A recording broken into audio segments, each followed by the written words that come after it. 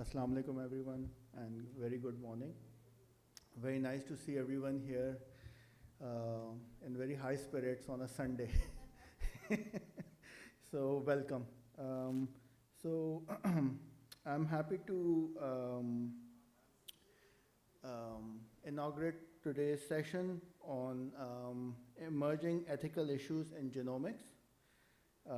It's a pleasure for me to introduce the chair for the session, Professor Amir Jafri from the Center of Biomedical Ethics and Culture, SIUT. Dr. Amir Jafri joined CPEC in October 2004 after training in bioethics as a fellow in the Department of Population and International Health, Harvard School of Public Health. Dr. Jafri has been involved in bioethics-related activities in Pakistan since 1997. He has been a recipient of several grants for bioethic-related projects. He has conducted several research projects and has published in national and international journals. He has been invited to present papers and conduct workshops at various universities nationally and across the region. Dr. Jafri serves as the coordinator for Ethical Review Committee of SIUT. So welcome, sir. Thank you.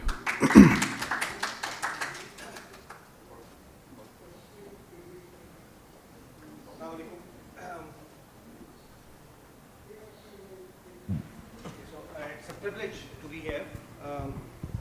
And like everybody else, I wish this was in the afternoon and not in the morning or on a working day, but Bulawa hi aisa tha ki we could not say no.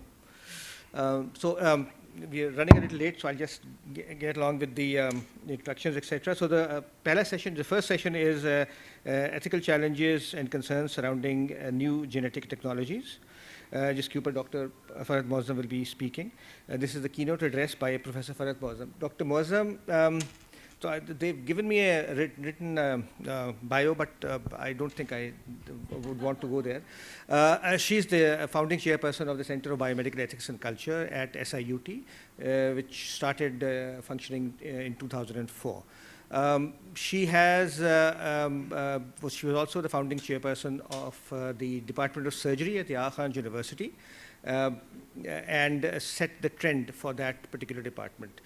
Then she was the founding associate dean of postgraduate medical education at Aga Khan University. So she's several things that she started which are now flourishing within the city, and CBEC is the latest of those. She has, in addition to her surgical training, she decided that she wanted something to do with something more formal in bioethics. Her interest was there all the time, but her interest formalized into a master's in bioethics from the University of Virginia, which she followed with a PhD from the same university with a focus in religious studies, a focus in bioethics from the Department of Religious Studies with a focus in bioethics. And she finished that and came back to Karachi to found the Center of Biomedical Ethics and Culture. So she's regarded as the top bioethics person, not only in this country, but regionally and acknowledged, and not only nationally. In fact, nationally she's not acknowledged as much as she's acknowledged internationally. She's just received the Founders Award, which is a very prestigious award from the Hastings Center in New York.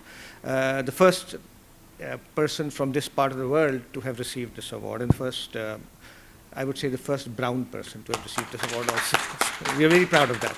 So Professor Farhad Moazzam, challenges, which we'll be talking about the challenges and ethical concerns of the new genetic technologies. Dr. Moazzam.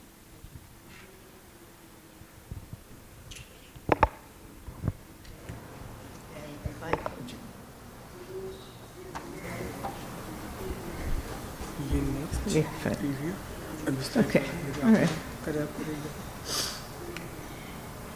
And this is going back. Yeah. Okay, thank you. Assalamu alaikum. Thank you, Dr. Amir, for the introduction. हमेशा डर लगा रहता है जब doctor Aamir मुझे introduce करते हैं कि पता नहीं क्या कह देंगे. But thank you very much. It's a pleasure to be here this morning. वो संडे की सब बात कर रहे हैं, वो क्या करें? डॉक्टर नताशा ने कहा आप आ जाएं, हमने कहा आ जाएंगे. So anyway, it is a pleasure to be here, and I'd like to thank Dr. Natasha and the organization and the organizing committee for inviting me to give this talk.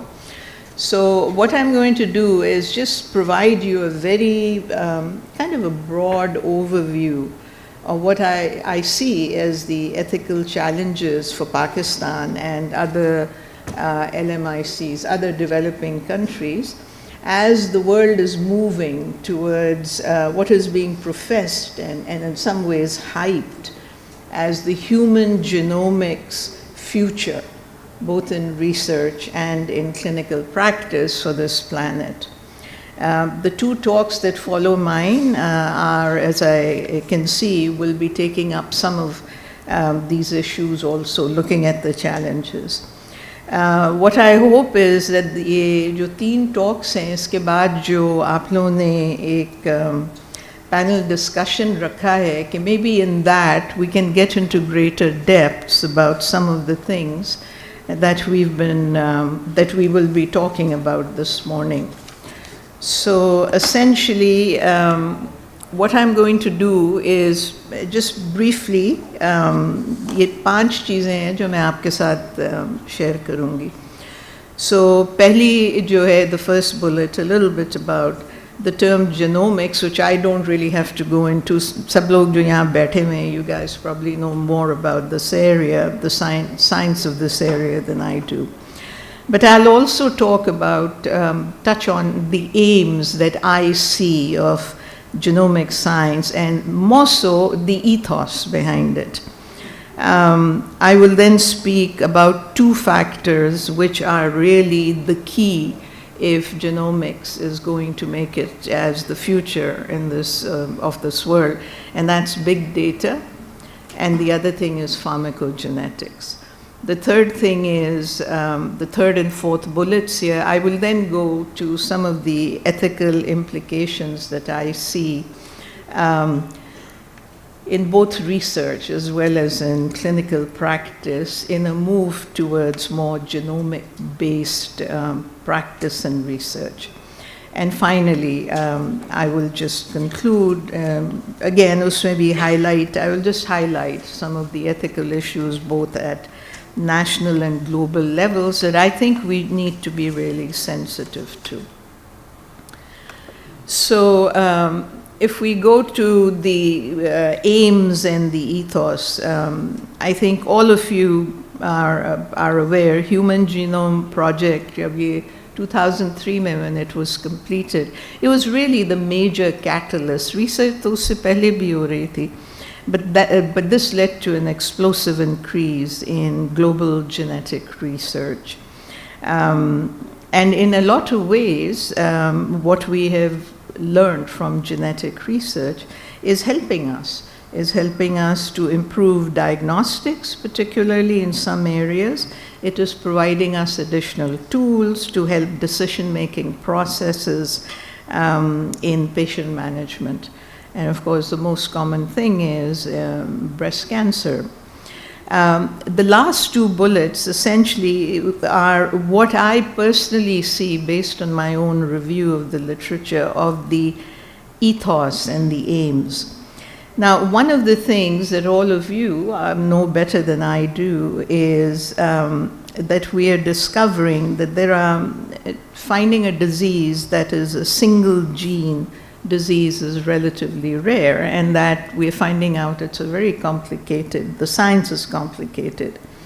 And that we are also realizing that human disease cannot be reduced really merely to what your genetic makeup is, and that it's not a quantifiable biological phenomena, जिसको आप algorithm से you can understand. So the third and fourth heard about the American precision medicine. This is a very enthusiastic kind of a movement that is that was given a big push by, at that time, President Obama.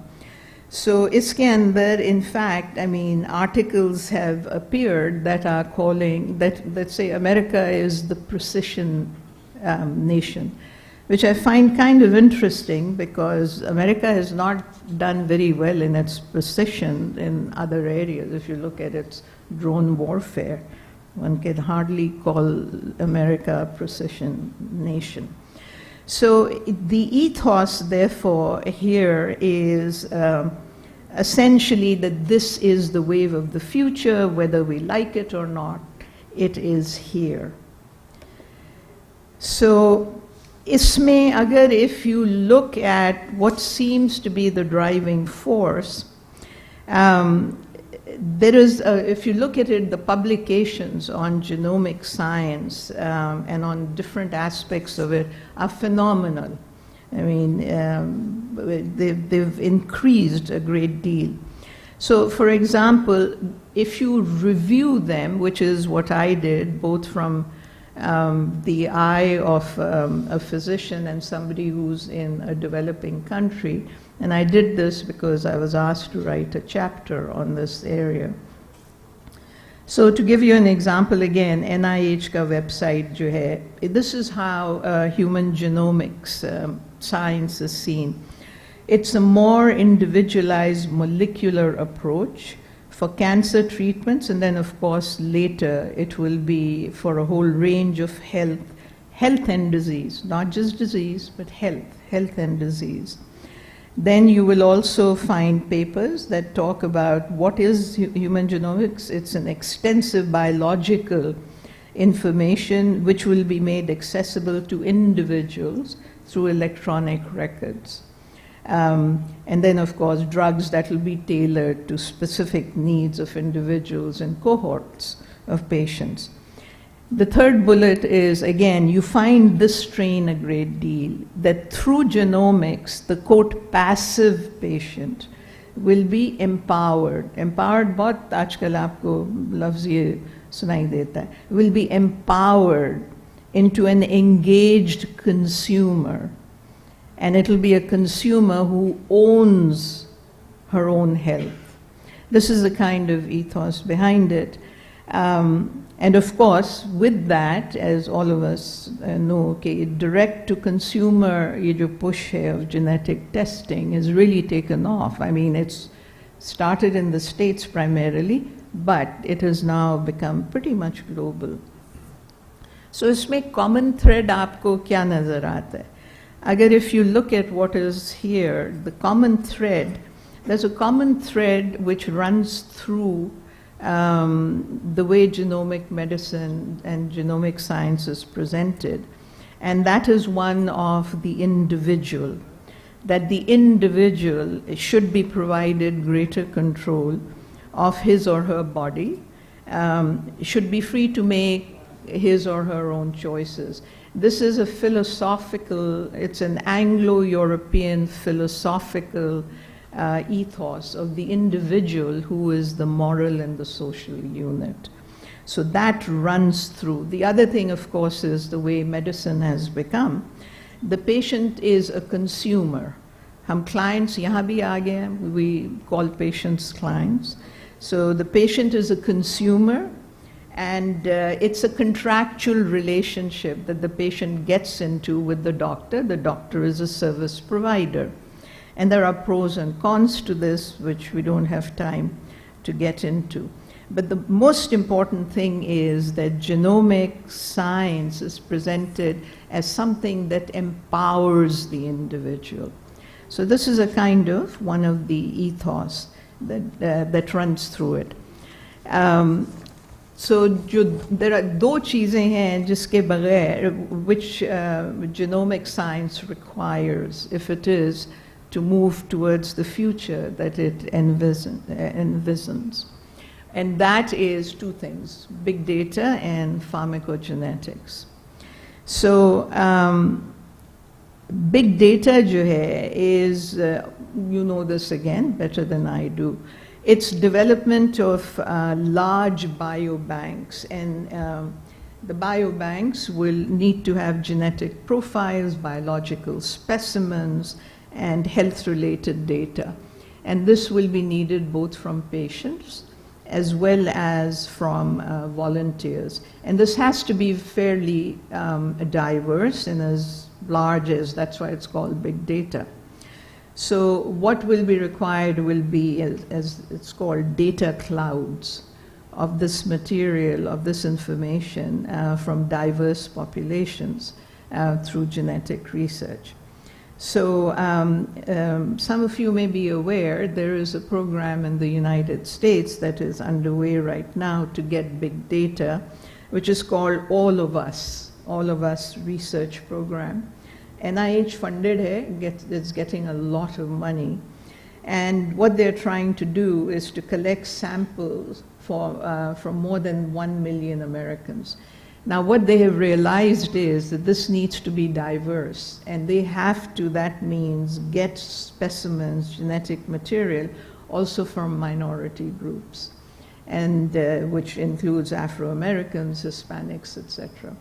And what they've realized is that there is, in fact, a great deal of resistance from this group of people to provide genetic material because they distrust some of the previous research that has been conducted on them. So, in fact, Hastings Center is doing one of these studies in which they're reaching out to the minorities to understand why they are resisting this. So remember this, that unless there is big data available, expansion of genomics is not going to be possible. You need this kind of data. The second thing is pharmacogenetics. And pharmacogenetics, as you know, is essentially, this is to develop targeted drugs. And in this, the role of the pharma industry is obviously going to be central. So, and the pharma industry is a for-profit industry. We know that, but they will need to be in the forefront for clinical trials that will develop drugs that target specific diseases. Now, if you look at the records, it can take more than a decade for a trial, for one of these trials to run, be completed, and for the industry to get FDA approval. अब इसमें एक issue ये है कि क्योंकि ये for-profit industry है, so currently the industry relies on maximizing profits by developing what are called blockbuster drugs. This would be a shift for them because they would need to focus on targeted drugs for specific diseases or small cohorts, and which will drive up their costs for making these drugs.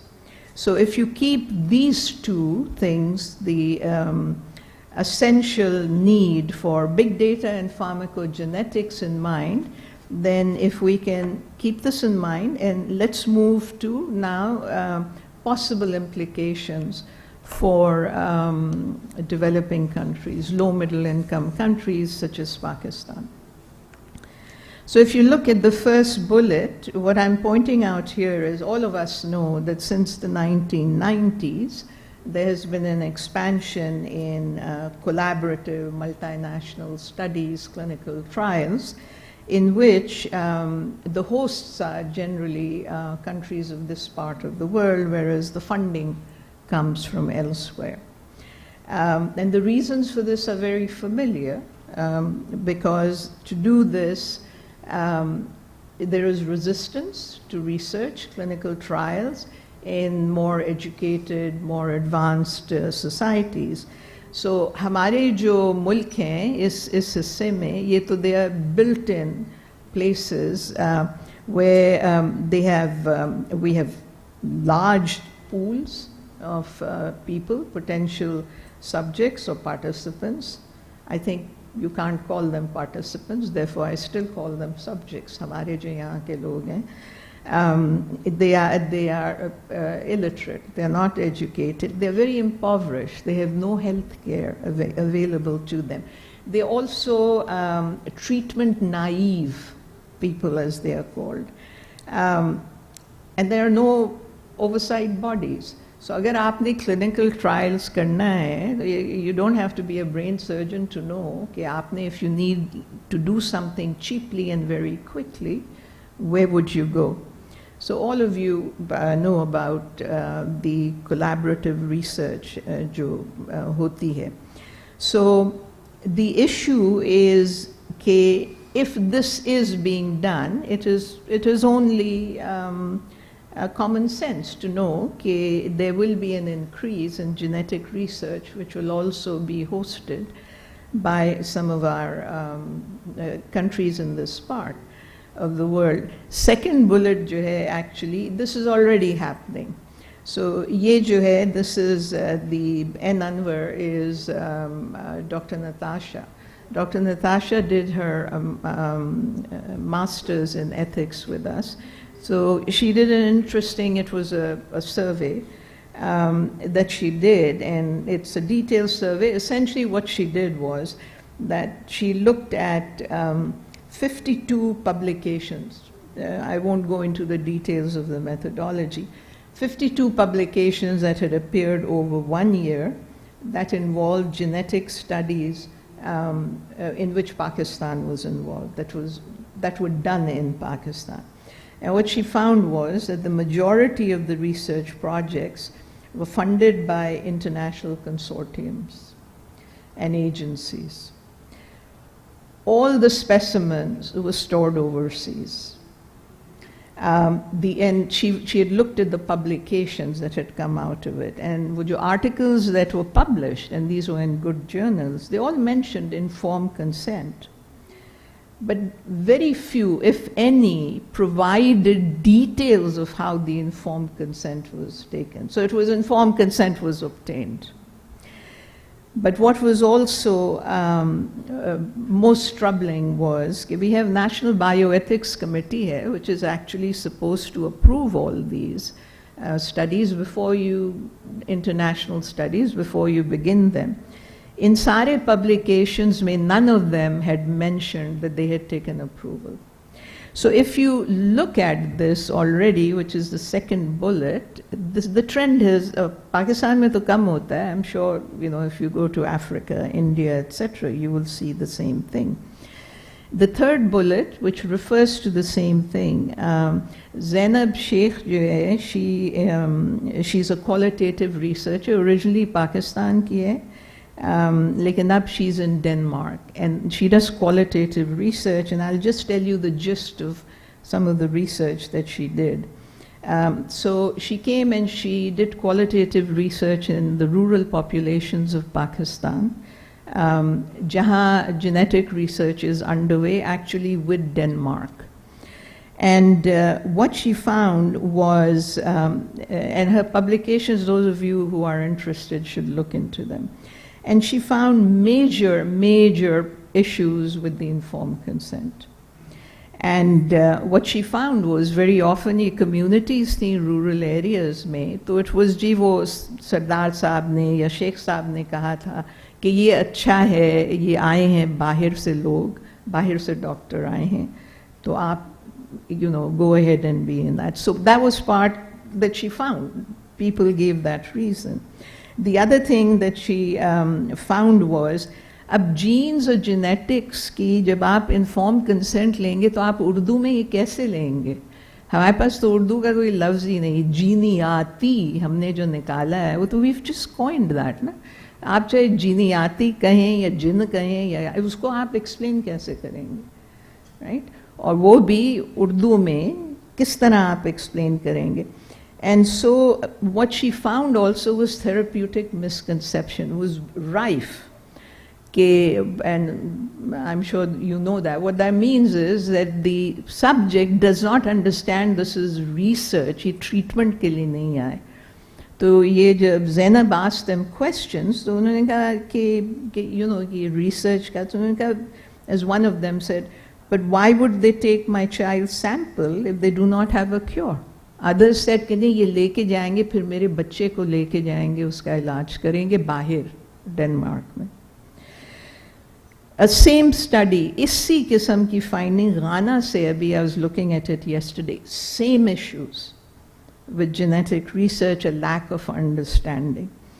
And the last bullet isme jo hai, is also, to me, I find it concerning, which is the shift of, we have very few resources now for research, and the shift of the funding for research from the more traditional public health empirical research jo hum karte hain, which we've been doing for years, and which is robust research and which has made impact on population health.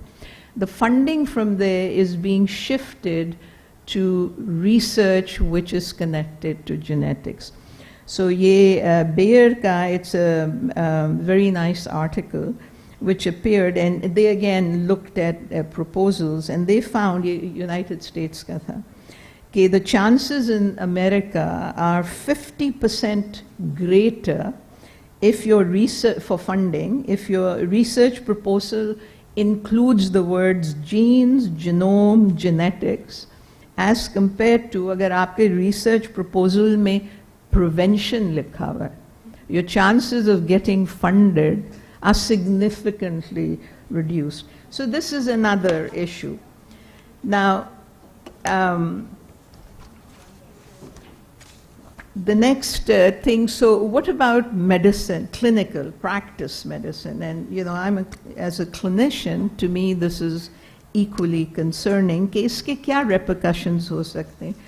Because the hype is कि future जो है, future medicine, essentially future of medicine, clinical practice lies in genomics.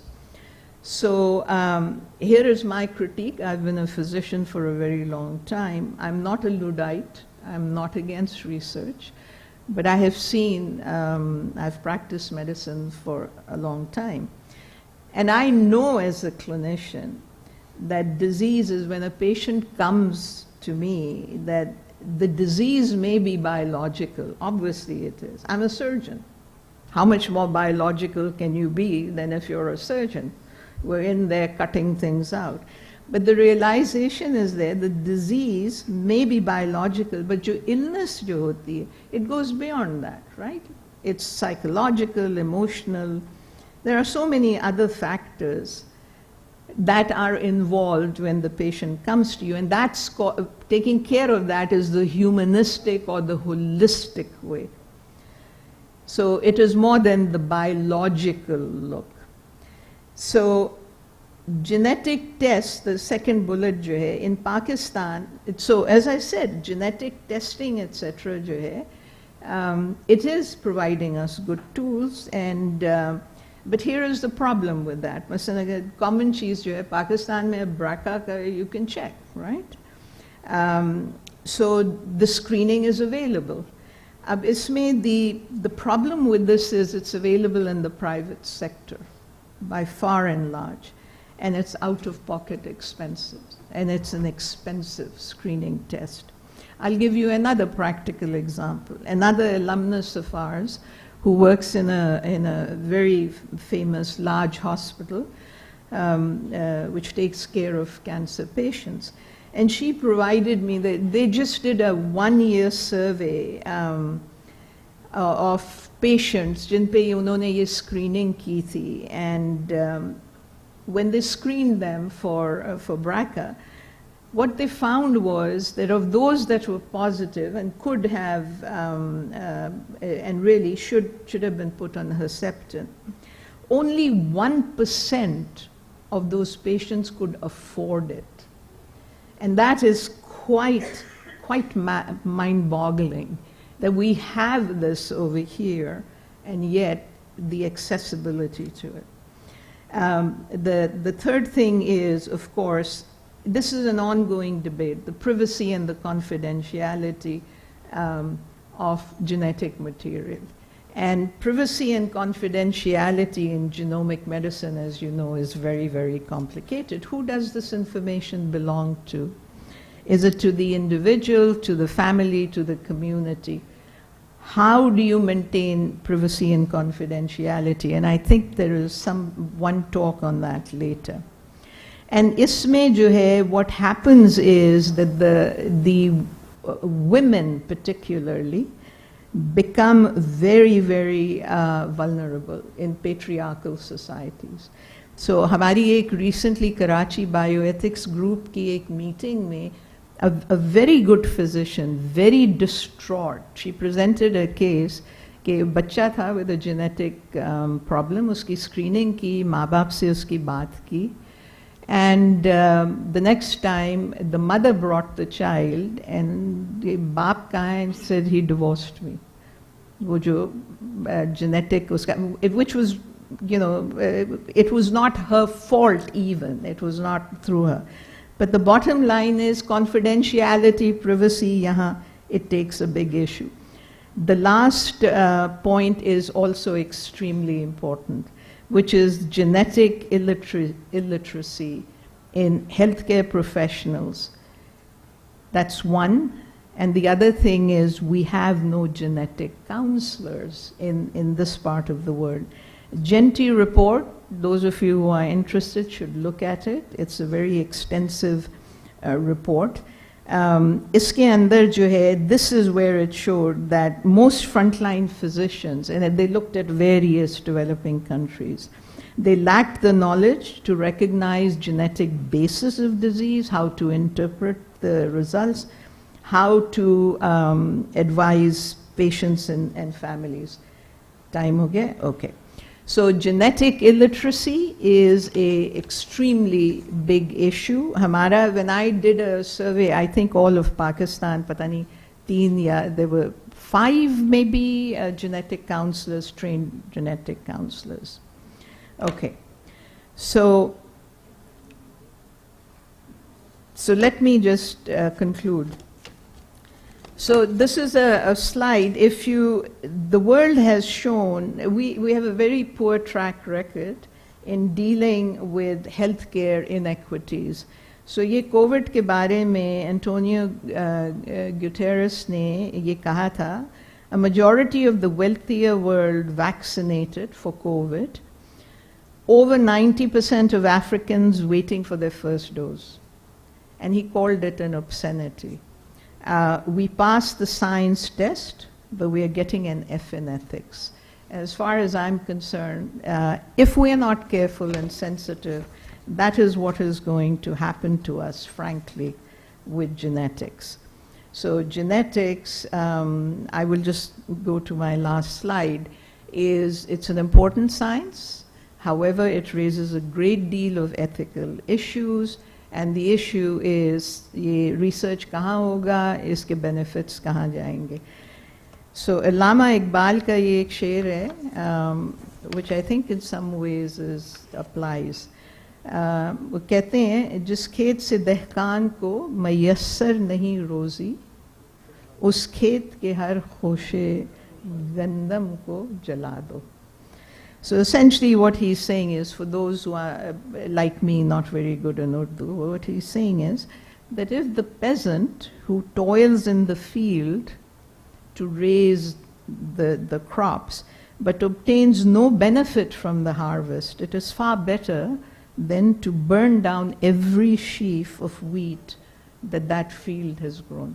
So I will stop there. Thank you.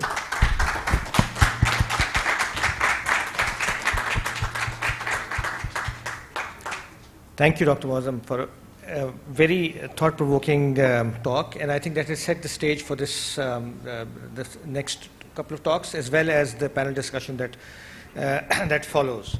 So, of course, the questions will be taken in the panel, right? Yeah. So we can move on to the second speaker, who is Ms. Fiza Akbar. She'll be talking about genetic counseling, the importance of being earnest. Ms. Fiza, if Dr. Muazzam's statistics is right, is one of the 5. She's definitely a trailblazer, in Pakistan in this area. So she is a genetic counselor and a genomic researcher at the Aga Khan University's Division of Women and Child Health. She's a senior instructor in that department. She had done her BS honors in biotechnology from Foreman Christian, Lahore, if I remember correctly, and a master's in genomic medicine in UK. She provides genetic counseling services in the prenatal, pediatric, and adult clinical setting. Her area of interest is to understand the genetic architecture of rare Mendelian disorders in the multi-ethnic Pakistani population. So this is going to be a very interesting talk by a person who is actually setting the stage for other genomic or genetic counselors in Pakistan. So over to you, Dr. Ms. Fiza. Thank you so much, Dr. Jaffrey, for the kind introduction. And it's a personal privilege to be standing here and talking right after Dr. Mozam's keynote talk. And we have been invited by Dr. Natasha Anwar, who had been has played a pivotal role in me to have been trained in genetics here. So I'll delve right into it, and I've got 15 minutes for this vast topic, but I'll try my best to say as much as I have to in this time. So I will be talking about genetic counseling, the importance of being earnest, and I've got no financial disclosures. And this is the outline of my talk today. We'll be defining genetic counseling, understanding different settings and goals of genetic counseling, and discussing the challenges and opportunities in genetic counseling, some of which have been beautifully highlighted by Dr. Farhat Mozam in her keynote speech. So being earnest comprises of all these characteristics, and this is essentially what genetic counseling would want to have and encompass. Just to talk about brief history of genetic counseling, the study of genetics, and for it to be called genetics, was introduced back in the 20th century. It wasn't until 1947 that the word or the term of genetic counseling was coined. It wasn't until 1975 that the first official definition of genetic counseling was published by the American Society of Medical Human Genetics. So the most updated and latest definition of genetic counseling has been given by the National Society of Genetic Counselors, which defines genetic counseling as the process of helping people understand and adapt to the medical, psychological and familial implications of genetic contributions to disease. The process then would integrate the three main components, which include interpretation of the family and medical histories to assess the risk of disease occurrence and reoccurrence, to educate about inheritance testing, management, prevention, resources, and research, and counsel. This is very pertinent and very main point to highlight really is to counsel to promote informed choices and adaptation to the risk and condition. So genetic counseling cannot be done in isolation, and it requires interdisciplinary healthcare, which involves a genetic counselor working with medical geneticists, laboratory geneticists, and non-genetic specialty clinicians and medical providers. And this is how this has been done in a multidisciplinary approach to bring the benefit of genomic medicine to the patient care. So there are different settings for genetic counseling, and while I'll be focusing on the clinical area, the other areas would include genetic counselors embedded in universities, mainly working in education sector, hospitals, laboratories, government and non-government sectors. Within the clinical areas, there are multiple subspecialty clinics where genetic counselors are traditionally embedded in the international framework of genetics in integrated medicine. At large, these subspecialties can be divided into prenatal, pediatric, and adult genetics. And within these subspecialty, cardiovascular genetics, cancer genetics, and neurology genetics are big players where genetic counselors are becoming a part of integrated healthcare. So why do we require genetics and essentially genetic counseling in clinical practice? These are the essential reasons why we would want genetics and genetic counselors to be incorporated. As we talked about the fact that ordering a genetic test is essential to reach to an optimal patient care. However, that should not be done without appropriate genetic counseling, which has to be done by people who are literate in clinical and medical genetics. So it essentially helps in ending diagnostic odyssey, offering disease prognosis and tailored management where possible, identify carriers for autosomal recessive conditions, which again is very pertinent for our part of the world because of the practice of consanguineous unions, and offering the possibility of targeted therapies and clinical trials in the era of precision medicine, though as we talk about the equality in our access to precision medicine, this may not be an immediate reality for the people in our part of the world. And while we talk about identification of people who may be carriers for these conditions, informed consent, informed reproductive decision making becomes a big chunk of why we do genetic counseling and offer prenatal genetic testing to couples so that we can prevent when not treat these conditions.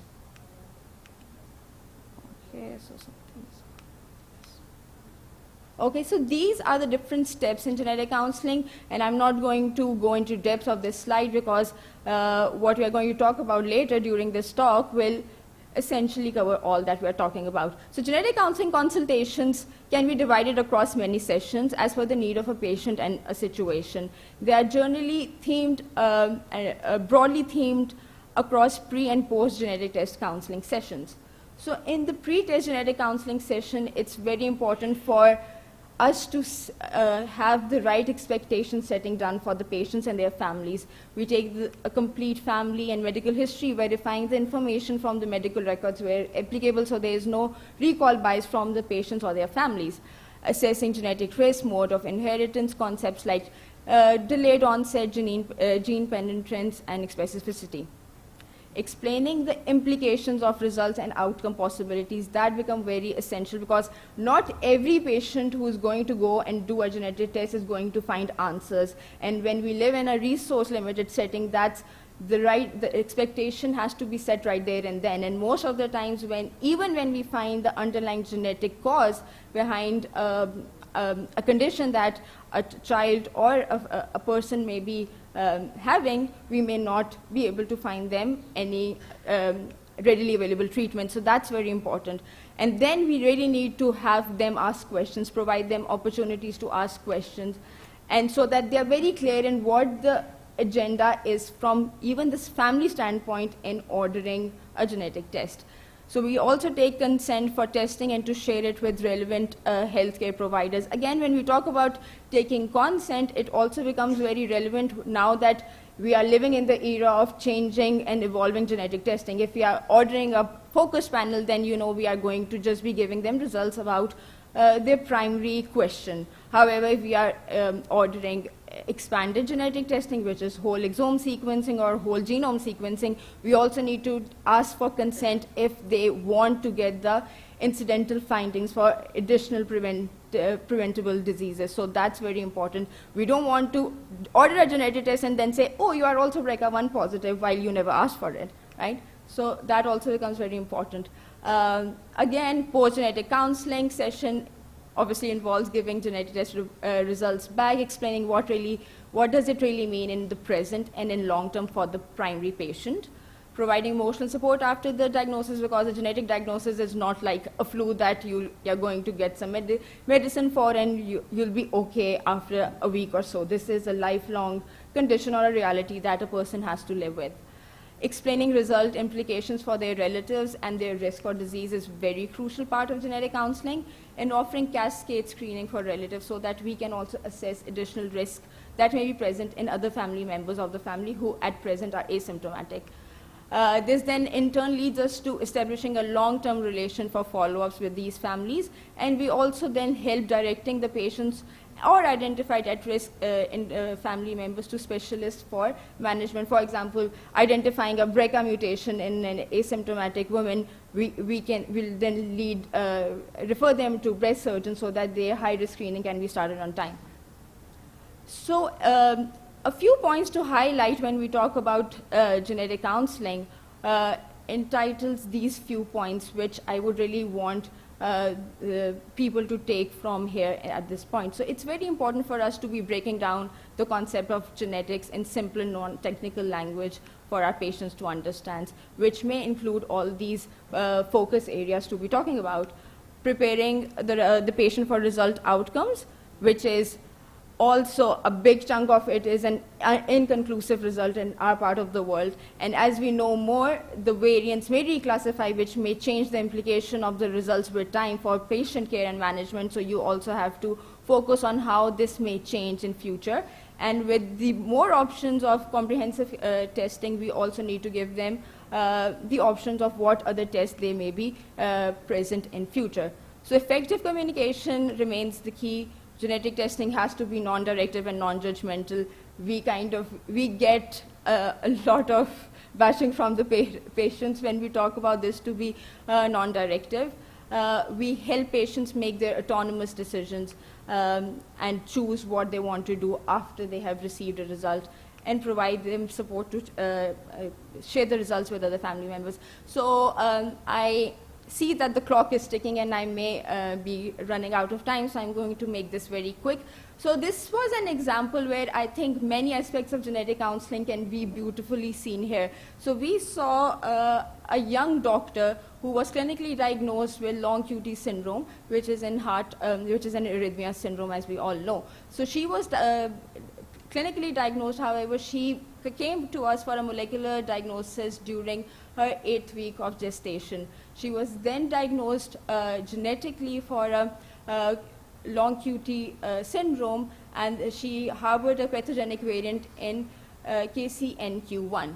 Now, this couple had a lot of questions about passing it on to the fetus, and we offered them prenatal testing. However, they refused to get prenatal testing, and that again sets the tone that how we like to do what we do, and we give them options for them to make the decision for themselves.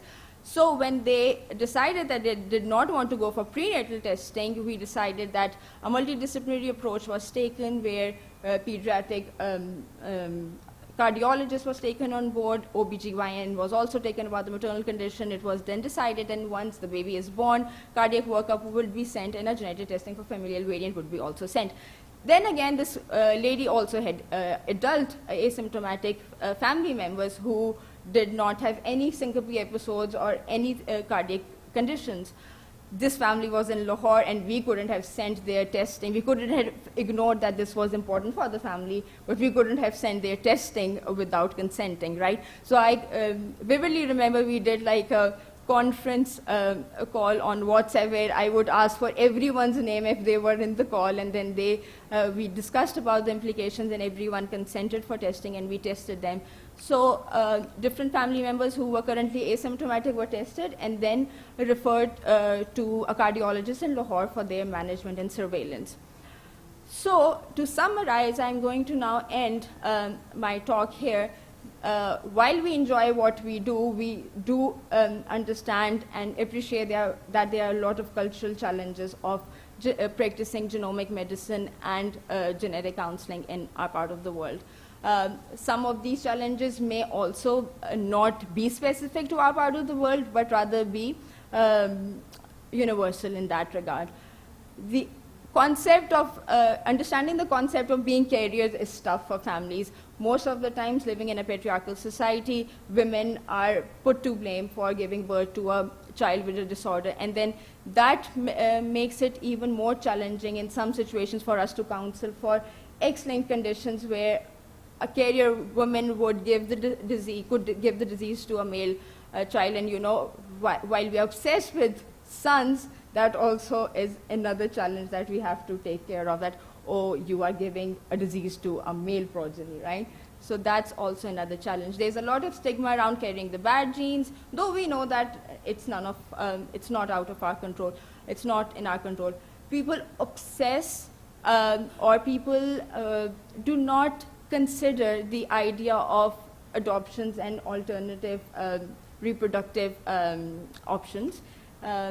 People also struggle to find the distinction between prenatal diagnosis versus treatment. A lot of times they would come to us and say, oh, now that we have the diagnosis, are you going to prescribe something? And I can really very nicely get away with it. I tell them I'm not a medical doctor. I can't even write prescriptions, even if there was something here. But then for my medical geneticist colleagues, they kind of feel it to be more of a bummer when we can't prescribe anything for their diagnosis. However, with precision medicine coming into the forefront, we now know that for epilepsy patients, there's some targeted therapies. For breast cancer patients, things are coming up. So we also feel excited about what the future holds. There are unrealistic expectations about treating genetic disorders during pregnancy, while we can just promise prenatal diagnosis. They think that we might be able to treat them.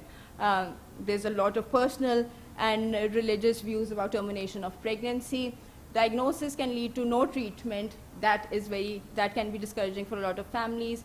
However, they're not realizing that if they are not going towards prevention, they are opting in for a lot of medical burden for future. Expensive testing they cannot afford. The financial autonomy is not with the patients. A lot of times people live in a joint family system where, you know, the parents of the affected couple is not making the decision. So that again comes into play. People do not want to know about any risk for future. Allah pe chhodna is what we go by. And then a lot of stigma that people think women might have if they are known to be carriers for a hereditary breast cancer syndrome, for example. There's no translation while we try to do our illustrations, give analogies, but sometimes we feel that things are lost in translation. The patients want us to give them direction. So this is the expectation that we don't give them options, but guide them to what has to be done. So that has to be changed.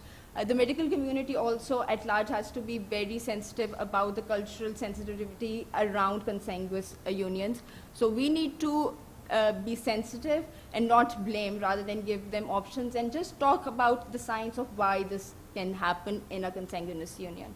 So that has to be done effectively as well. So just to summarize, while there are challenges, we are working with our other colleagues in different clinical areas where genetic counseling has integrated into patient care and has shown to have given benefit for patient care. And we also recently published some of our work from adult breast cancer patient, where we talk about how appropriate pre and post test genetic counseling has to be taken care of, and how we can improve on making it more culturally sensitive and effective for our people. Thank you very much for your attention. I'm sorry for going out of time. Thank you very much, Fiza, for a very, very informative talk. We've packed a lot of material in 15 minutes, which is fantastic. But your last couple of slides on the cultural aspect, that itself is a whole presentation. In fact, I could work a workshop around that also, but okay. That's great. So I think we'll be taking the questions for the panel discussion. Thanks so much. Okay, the third talk is, I think, online. Okay. So we'll be now moving towards our third talk, which is data privacy, confidentiality, sharing, consent and personal data bill, Pakistan, by Ms. Zainab Durrani. Ms. Durrani is a lawyer by education and a staunch digital rights activist and a program manager in the NGO Digital Rights Foundation. Digital Rights Foundation has been in the news and various write-ups in the past few years. She has co-authored a report on the healthcare data in Pakistan titled The Privacy Perspective, the Collection and Use of Health Data in Pakistan. This was published in 2021, along with her colleagues in her NGO, the Digital Rights Foundation. So, Ms. Zainab Durrani, over to you. Assalamu alaikum. I hope I'm audible to everybody. Great.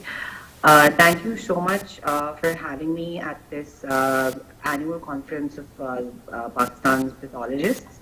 And special thank you to Dr. Natasha Andre, who not only assisted us through some of the steps for the study that I will be discussing shortly, but also giving me the chance to be able to present. I realize that this is going to be a bit of a different beat for everybody who's been attending the conference. Ms. Durrani, your mic, can you please adjust your mic? The sound is kind of disturbed, yeah. Bring it closer, yeah. Is it any clearer now? Yes, that's better. Great, thank you so much. So yeah, the presentation that I have prepared and the conversation that I wanted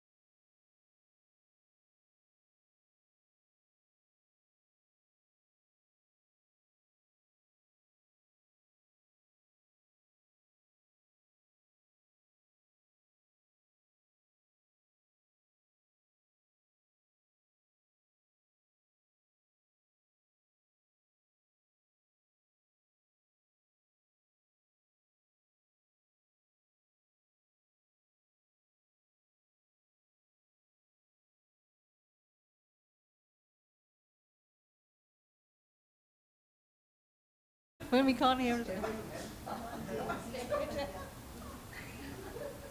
I think she's connecting with another device, so I think that she feels that that was part of the problem.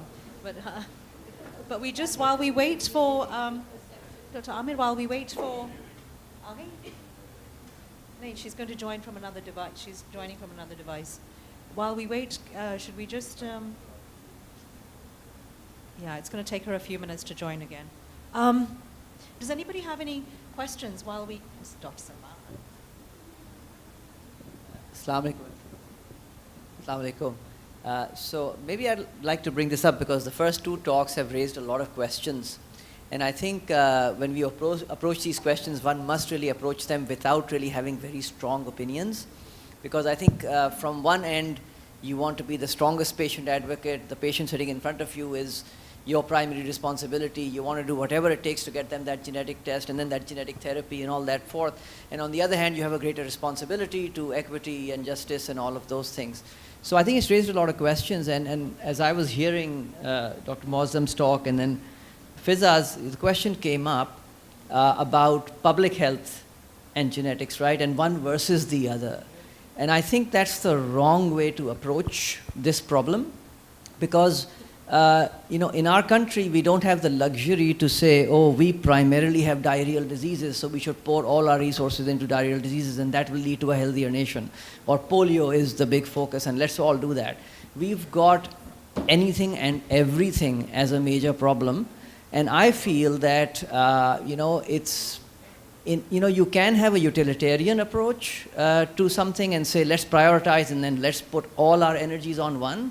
But I think a more organic approach of there are so many professionals, everyone has their interest and focus. Let's advocate for the areas we're all experts in, and let's organically let it grow.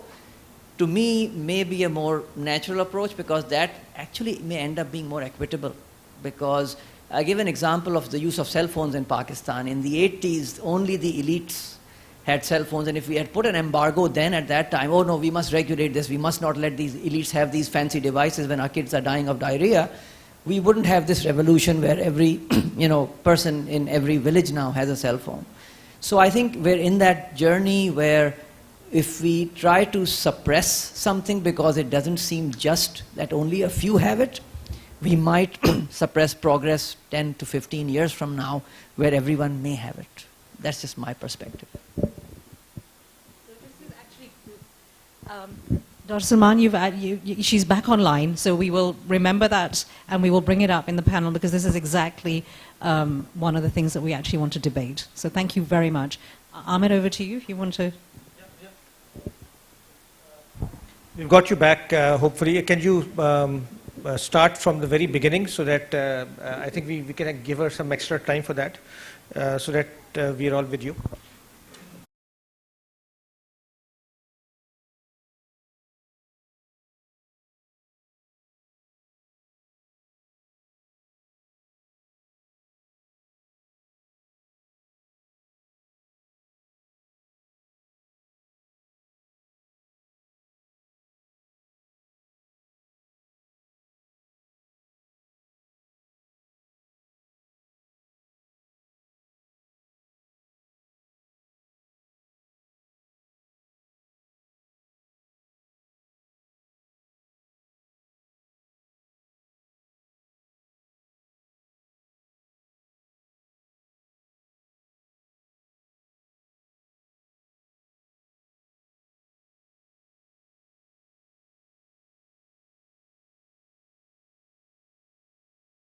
It's unprecedented.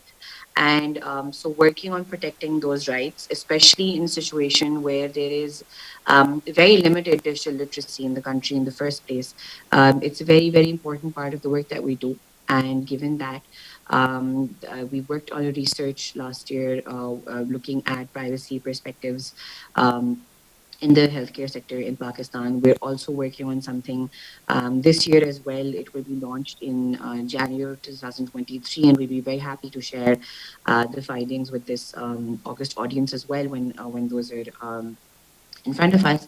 But what I wanted to highlight and focus on in this conversation, firstly, is to understand what personal data is and what data protection entails, and the lack of data protection regime and landscape in Pakistan is having a very worrisome effect on every single one of us as citizens. And specifically because this pertains to health data, I feel like it's a very relevant topic of conversation here with all of you present.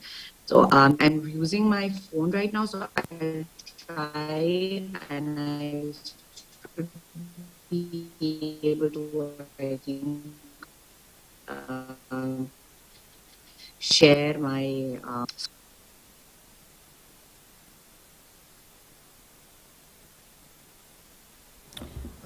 Dr. Zainab, if you can... Can you see the presentation? Not yet. Is it all right if there is no presentation and I just speak through? Yeah, if you can please only keep the audio and not the video, maybe that would help. Yes, yeah. that would be better.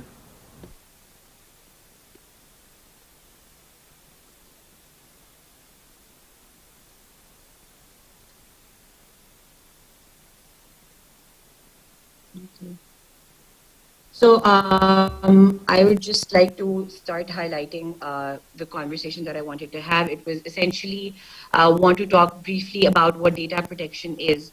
And in legal terms, it's the law designed to protect your personal data, anything that you're producing in your everyday.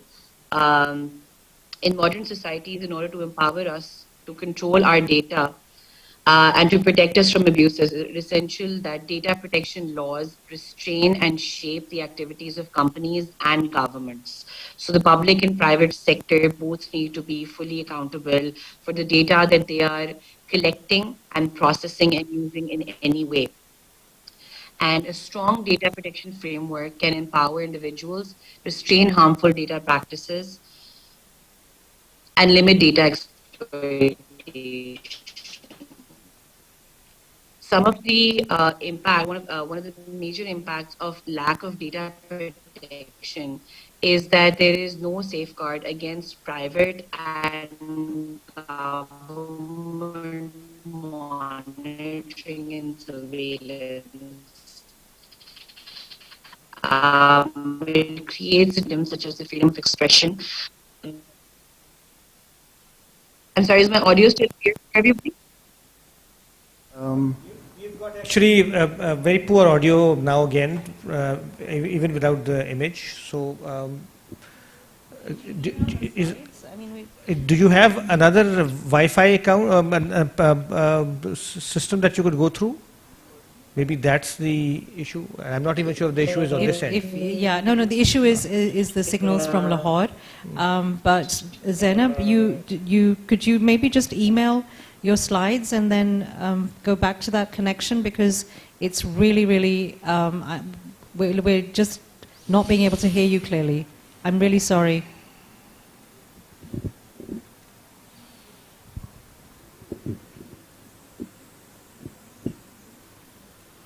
Hello. Dr. Natasha, can you hear me? Yeah, I can hear you, but we would really like to see the slides if that's possible.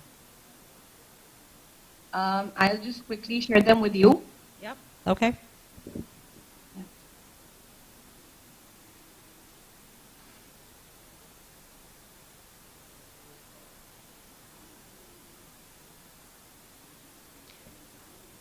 So I'm just wondering, is anyone familiar with the Data Protection Bill of Pakistan? Has anyone heard of it? किसी ने हाँ yeah we've आपने सुना है? अच्छा, you made.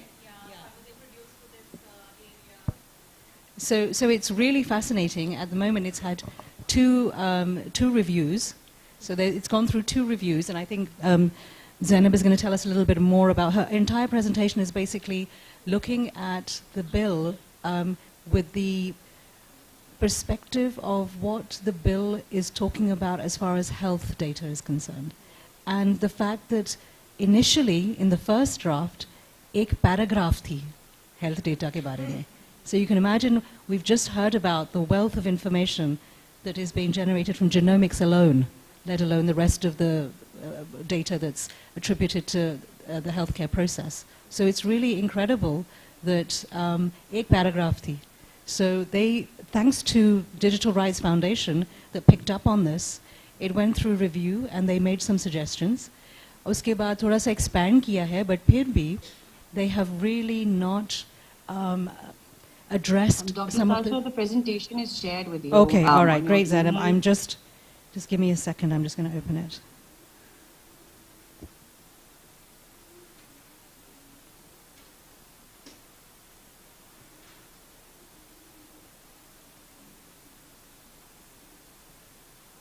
I've got it. Can I press show my? मैं अपना hook up कर सकती हूँ? Yes. Laptop है. या मैं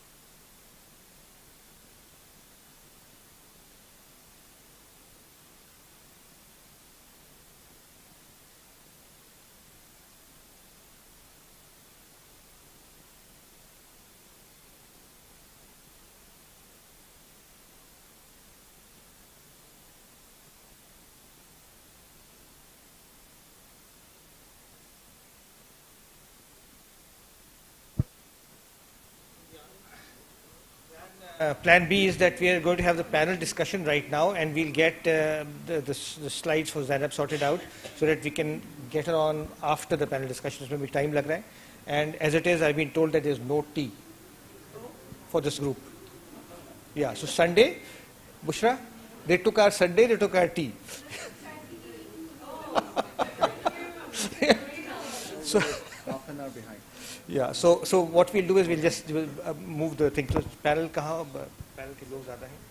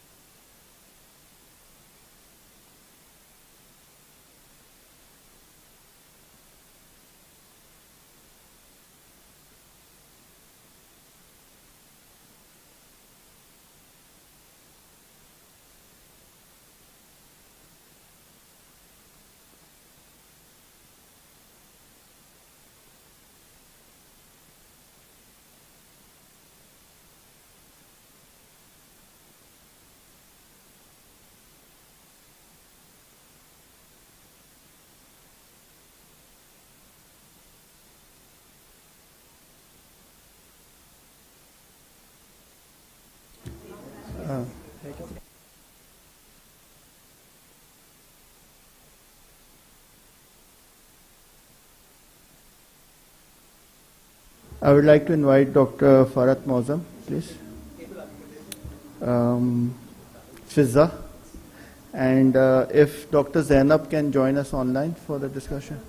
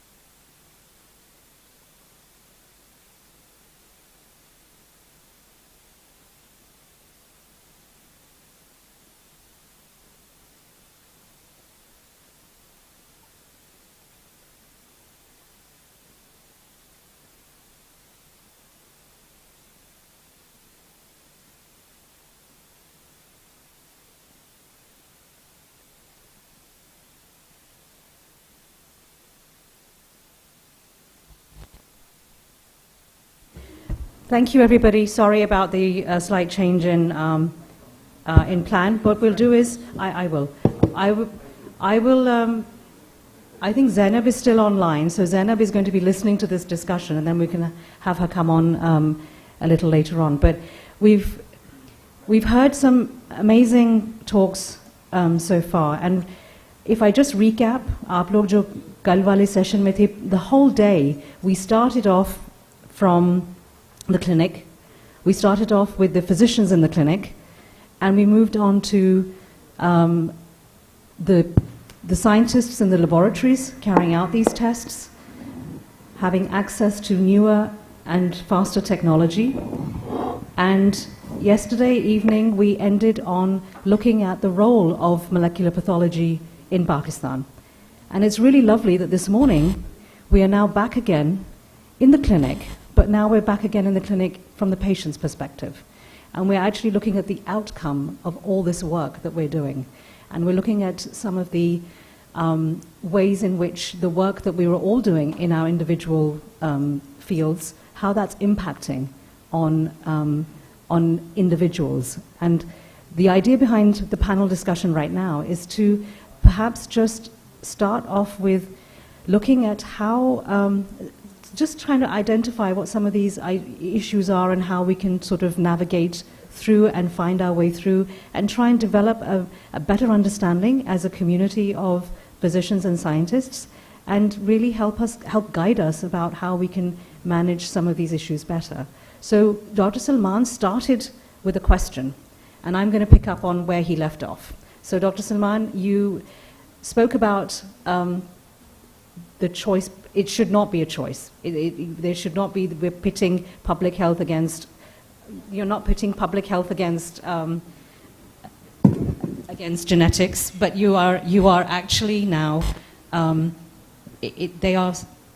they can be, they're not mutually exclusive, and they should not be mutually exclusive. So I'm going to pick up on that. I'm going to ask Dr. Mozum, please, to answer that. Do I need this? Okay. All right. I think the question you've raised points to a lot of the issues that need to be spoken about. So the issue is not opposing the advancement of genomics. It's already very clear that it can provide us tools. The issue, though, is what is the final objective of science? Because as scientists, science is very seductive, and science has a life of its own. And I cut off one because I ran out of time. But there is a very interesting, Emerson ki ek poetry hai, which is called The Ode. And it talks about how eventually what happens is, and this is a quote, things are in the saddle riding mankind, rather than the other way around, which is that humans are in the saddle and they are controlling which way it's going.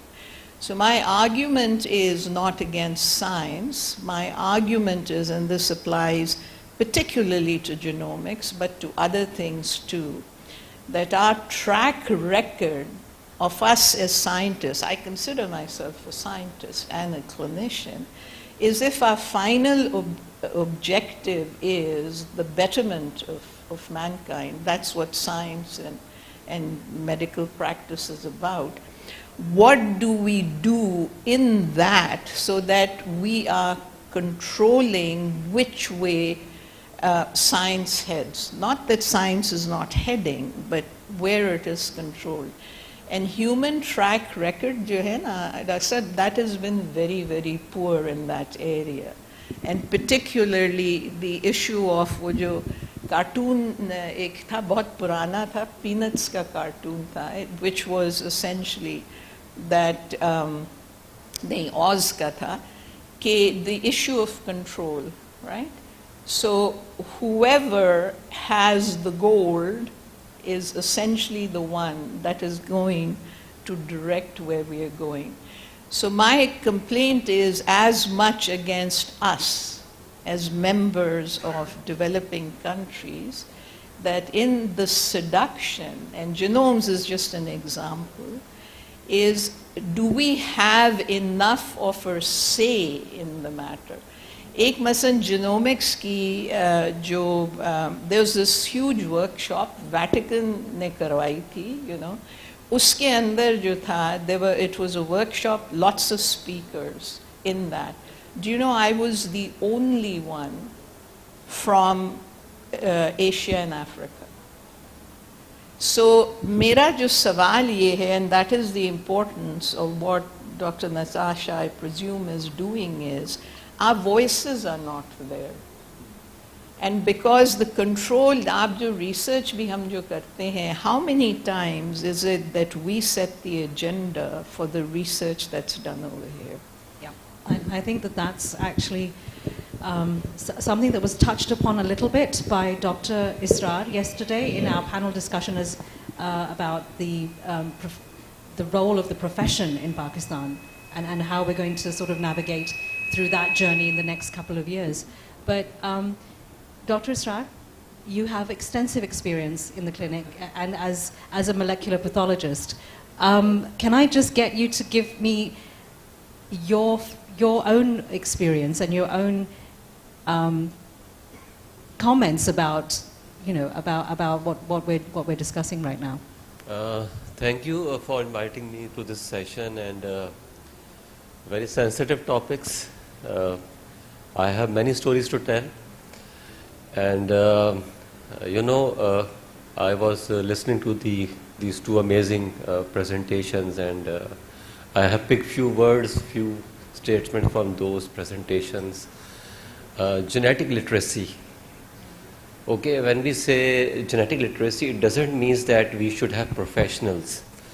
It should be clear, like from marriage. हम लोग जब genetics को explain करते हैं clinics में भी या classrooms में भी, तो I have stories. I was sitting in my office and I was in habit, I'm in a habit of taking histories before starting any genetic test, taking consent in Urdu, written consent, telling the benefits and risks, and then later on explaining. So you're doing the counseling? Yeah, I do counseling. all from starting, because ऐसा होता है कि जैसे मुझे call आती है ना, I got a call from surgical जो अब गायनी सर्विसेज से फ़ोन आता है, जी एक बच्चा एक्सपायर हो गया है और उसका क्रोमोसोम करना है। मैं कहा जी इसका क्रोमोसोम नहीं हो सकता, वो तो जिंदा का क्रोमोसोम होता है, तो इसका maybe you can go for FISH और maybe you can go for whole genome if you are interested. तो आप फैमिली में से किसी को मुझे भेजें, I will explain and then they will decide. You know, genetic conditions में दो तरह के सिनेरियोज होते हैं जो मैं लोगों से जब बात कर रहा होता हूँ। एक वो है which you need immediate attention, like you are diagnosed with a cancer, you should go for further classification, for further information कि क्या हुआ है। And there are conditions where you can wait, आपका एक बच्चा एक्सपायर हो गया है तो you should go to investigate what happened there and then plan for another child. Okay? तो मेरे पास तो अमेजिंग स्टोरीज हैं कि 4 शादियाँ की किसी ने, और फिर इनफर्टिलिटी क्लिनिक से मेरे पास वो कपल आता है और मैं जब टेस्ट करता हूँ तो पता चलता है कि मेन वॉज क्लाइनेफेल्टर सिंड्रोम और 4 शादियाँ वो कर चुका है। Now there we need genetic literacy कि हमें पता होना चाहिए कि अगर बच्चा नहीं हो रहा है पहले शादी के बाद, तो you should go for some expert and go through the process कि क्या क्या होना चाहिए and then you take decisions. देखें, मैं ऑप्शंस देता हूँ लोगों को, और ये एक जोक भी है कि दुनिया में क्या होता है कि अगर शादी हो बच्चा ना हो तो वहाँ जेनेटिक टेस्टिंग होती है, हमारे क्या होता है दूसरी शादी होती है। ठीक है, that is very bad thing, और बताया नहीं जाता किसी को कि क्या करना चाहिए। सिमिलर इज़ कैंसर, जैसे हम बात कर रहे हैं डेटा शेयरिंग की। देखिए, हमें इसके लेवल्स देखने होंगे, हर प्रॉब्लम के डिफरेंट लेवल्स होते हैं। This just not one control और आपने सब कुछ कंट्रोल कर लेना है। तो अगर किसी फैमिली में किसी को ब्रेस्ट कैंसर डायग्नोस होता है, they hide. Do you think we should hide that, और we should start sharing information कि यार मेरी बहन को पता हो, मेरी बेटी को पता हो, and we should go for immediate some actions कि इसकी स्क्रीनिंग करा ली जाए कि ये चीज़ उस तक तो नहीं ट्रांसफ़र हुई और उसका रिस्क फैक्टर्स क्या है, and they start taking management on from the step 1।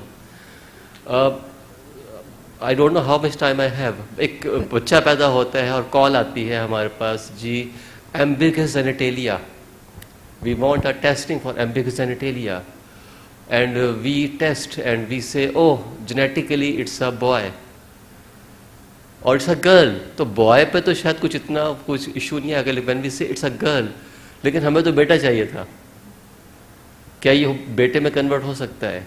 So they hide information and they carry on. मेरे पास ऐसे भी केसेस आए हैं कि 5 साल बाद कोई बच्चा आ रहा है मदर के साथ और वो कह रहा है कि हमें ये जेनेटिक टेस्ट कराना है, क्रोमोसोम एनालिसिस फॉर एग्जांपल। मैंने कहा क्यों करवाना है, क्या इंडिकेशन है, क्यों चाहते हैं आप ये?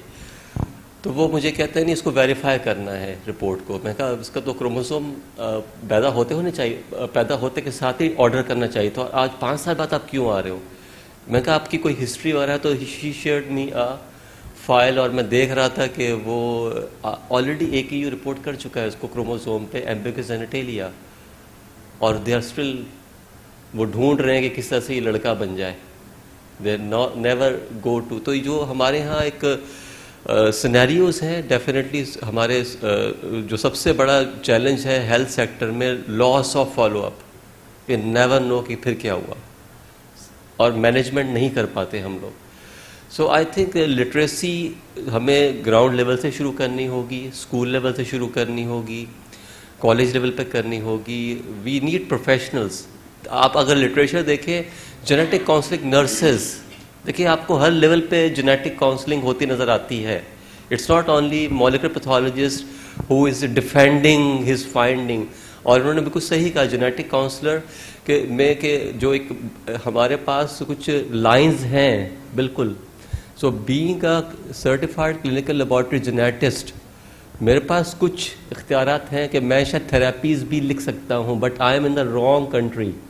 I can write therapies if I am practicing in Europe, but being in Pakistan, being non-MBBS, मैं सिर्फ उनको बता सकता हूँ कि please go to the specialty and come back and tell me what they have advised you, and if there's a gap, तो I will be helping you.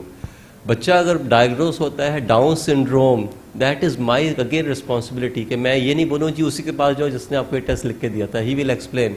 That is again my responsibility too, जो मुझे एक opportunity मिली है तो मैं उनको बताऊं कि भाई करना क्या है. तो मैं जो मेरा जो इमीडिएट एक्शन होता है, मैं पहले तो कहता हूँ देखें, no this is the reality and you are not the only parent having a down child, so don't get stress. This is one of the thing which may happen. आपकी इसकी सोसाइटी है, आप उस सोसाइटी में जब अपने बच्चों को रजिस्टर करवाएं, उन पेरेंट्स से मिलें, उनसे सीखें कि इन बच्चों को कैसे मैनेज किया जाता है. And the most important thing कि अब next pregnancy should be guided, कि अब अगली प्रेगनेंसी में there is a risk of having another Down syndrome, so please have it in a guided way. तो आई कैन से कि Dr. Strad, you've pointed out so many things. It's really incredible, and I think one thing that's coming out so strongly in everything that you're saying is the responsibility and Exactly. the role. But Exactly. now ये किसकी responsibility है और ये किसका role है? देखिए there are levels. आई से कि हर लेवल पे जिम्मेदारी है. आई विल नॉट से कि हेल्थ केयर वालों की जिम्मेदारी है. Okay, Arshi. Dr. Star, you discuss in a very extensive way, but my point and my restriction at that moment, because we are a scientist and we are a researcher and we are a diagnostic person, if we are sitting in the lab, so how, I don't think this is our responsibility to explain the patient or counsel the patient or advise the therapy, because this is not our responsibility. I think it must be ethics involved, because we are issuing the report. Yes, you are right. In Pakistan, there is no culture, but we have to develop the culture, because rather than to advise the patient, rather than I just call to the clinician and talk, and then because patient is layman, so we have to just to give the report and send to the clinician, and then that clinician is responsible, and that institute is responsible to send the genetic counselor. I understand your point. Genetic counseling is not existing in many institutes or in Pakistani culture, but this is my result. मैं दो तीन चीज़ें कहूँगा बस. That may be आप उसमें से अपनी मर्ज़ी का जवाब निकाल सकते हैं कि नहीं. पहली चीज़ मैं पूछूंगा, हम इस वक्त I think we are 40-50 people sitting in this room. कोई बता सकता है कि हम में से किसी ने अपना होल एक्सोम या होल जीनोम कराया हो? Can you please raise your hand. Now think about it. Think about it कि there is not a single hand raised. मेरे पास आई एम रियली ब्लेस्ड. मैं बहुत ब्लेस्ड हूँ कि मेरे पास रिसोर्सेज हैं और मैं बहुत ट्रैवल करता हूँ और इस तरह की मीटिंग्स में और कोर्सेज में जाता हूँ.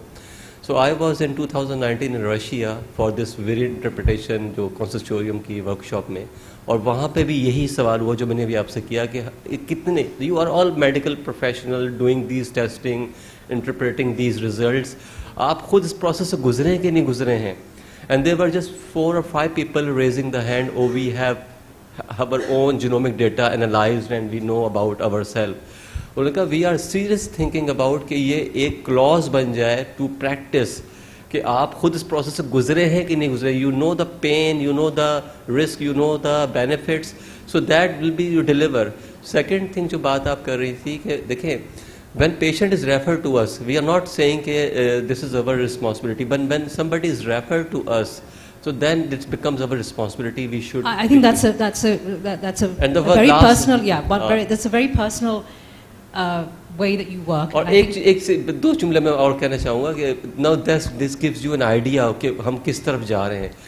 हेल्थ इंफॉर्मेशन की बात कर रहे हैं ना, तो मैं कहीं पढ़ रहा था कि जो पाकिस्तान बना तो एक जगह लिखा गया, हमें पता होता कि Kazim is struggling with health issues, so we may extend कि ये ना हो डिवीज़न और कुछ अर्सा डिले हो जाए.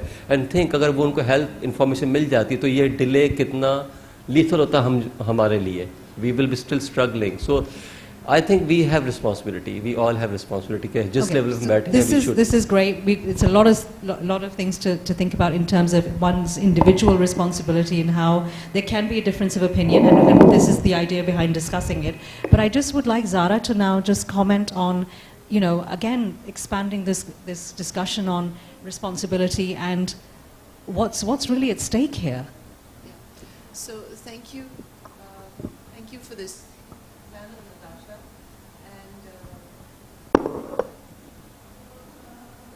Mozam, your talk was amazing. It resonated with so many things, and I want to make just 2 points, and they're actually related to the issues you raised are not necessarily related to big data. They're actually related to research per se. So as a molecular biologist who spent a lot of time doing microbiology, immunology, infectious diseases research, and I'm a consultant in the molecular pathology lab where we do clinical genetics testing. We see a spectrum of these issues. Your comment about, I'm so glad you used the word paternalistic, because the whole thing issue with research here is similar to the way that treatment is. It's a very paternalistic approach. The patient wants or looks for guidance. And perhaps it's because of the absence of their education, and I don't mean literacy. It's actually the absence of them being educated about research is that there's a lot of resistance in participation.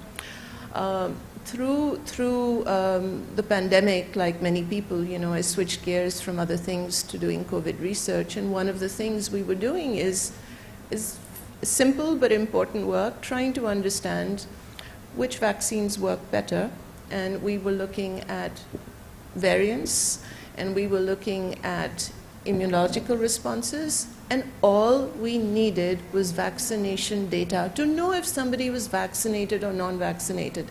Things were at the point where in 2021, I was working with the health department and people were dying in the hospitals, and the first question I asked is, were they vaccinated?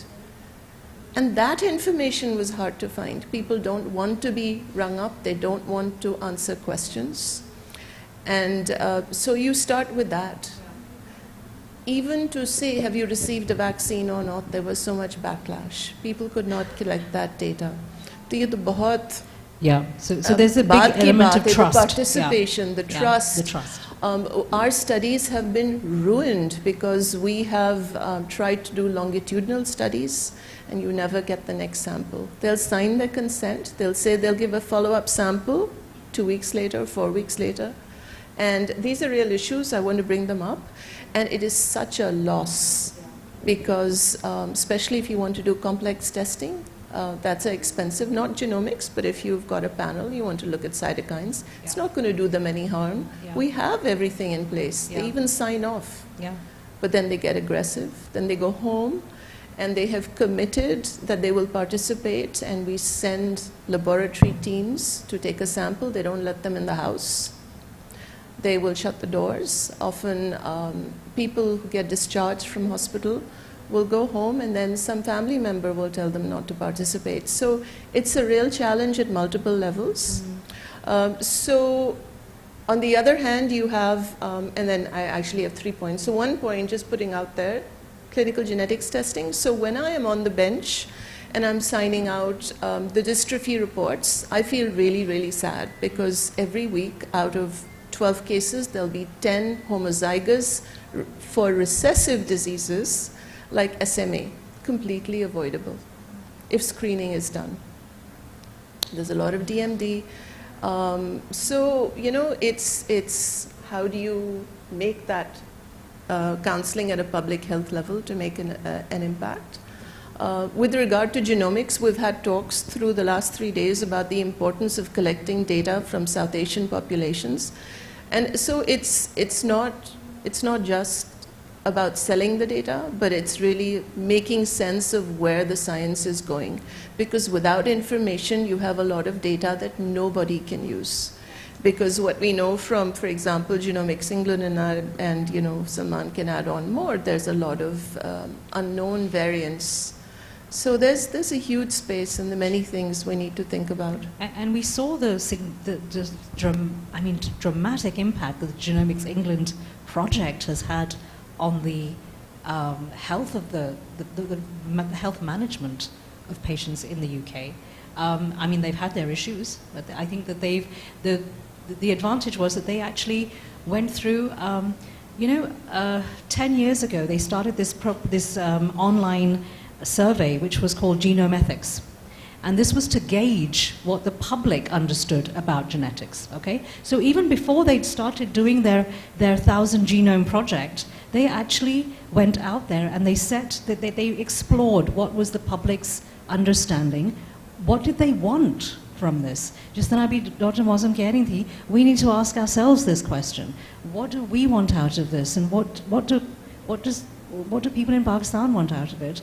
And so I'm going to come back to Dr. Zishan now, because I think So thank you for inviting me. And I like to thank my scientist, who basically as a medical practitioner push us to choose this field. And I like to also thank the medical practitioner, especially Salman. Dr. Zishan, can you introduce yourself, because there are a few people here who don't know you. Yes. So my name is Dr. Zishan Ansar. I'm a section head of molecular pathology in Aga Khan laboratory, and primarily I'm a hematopathologist.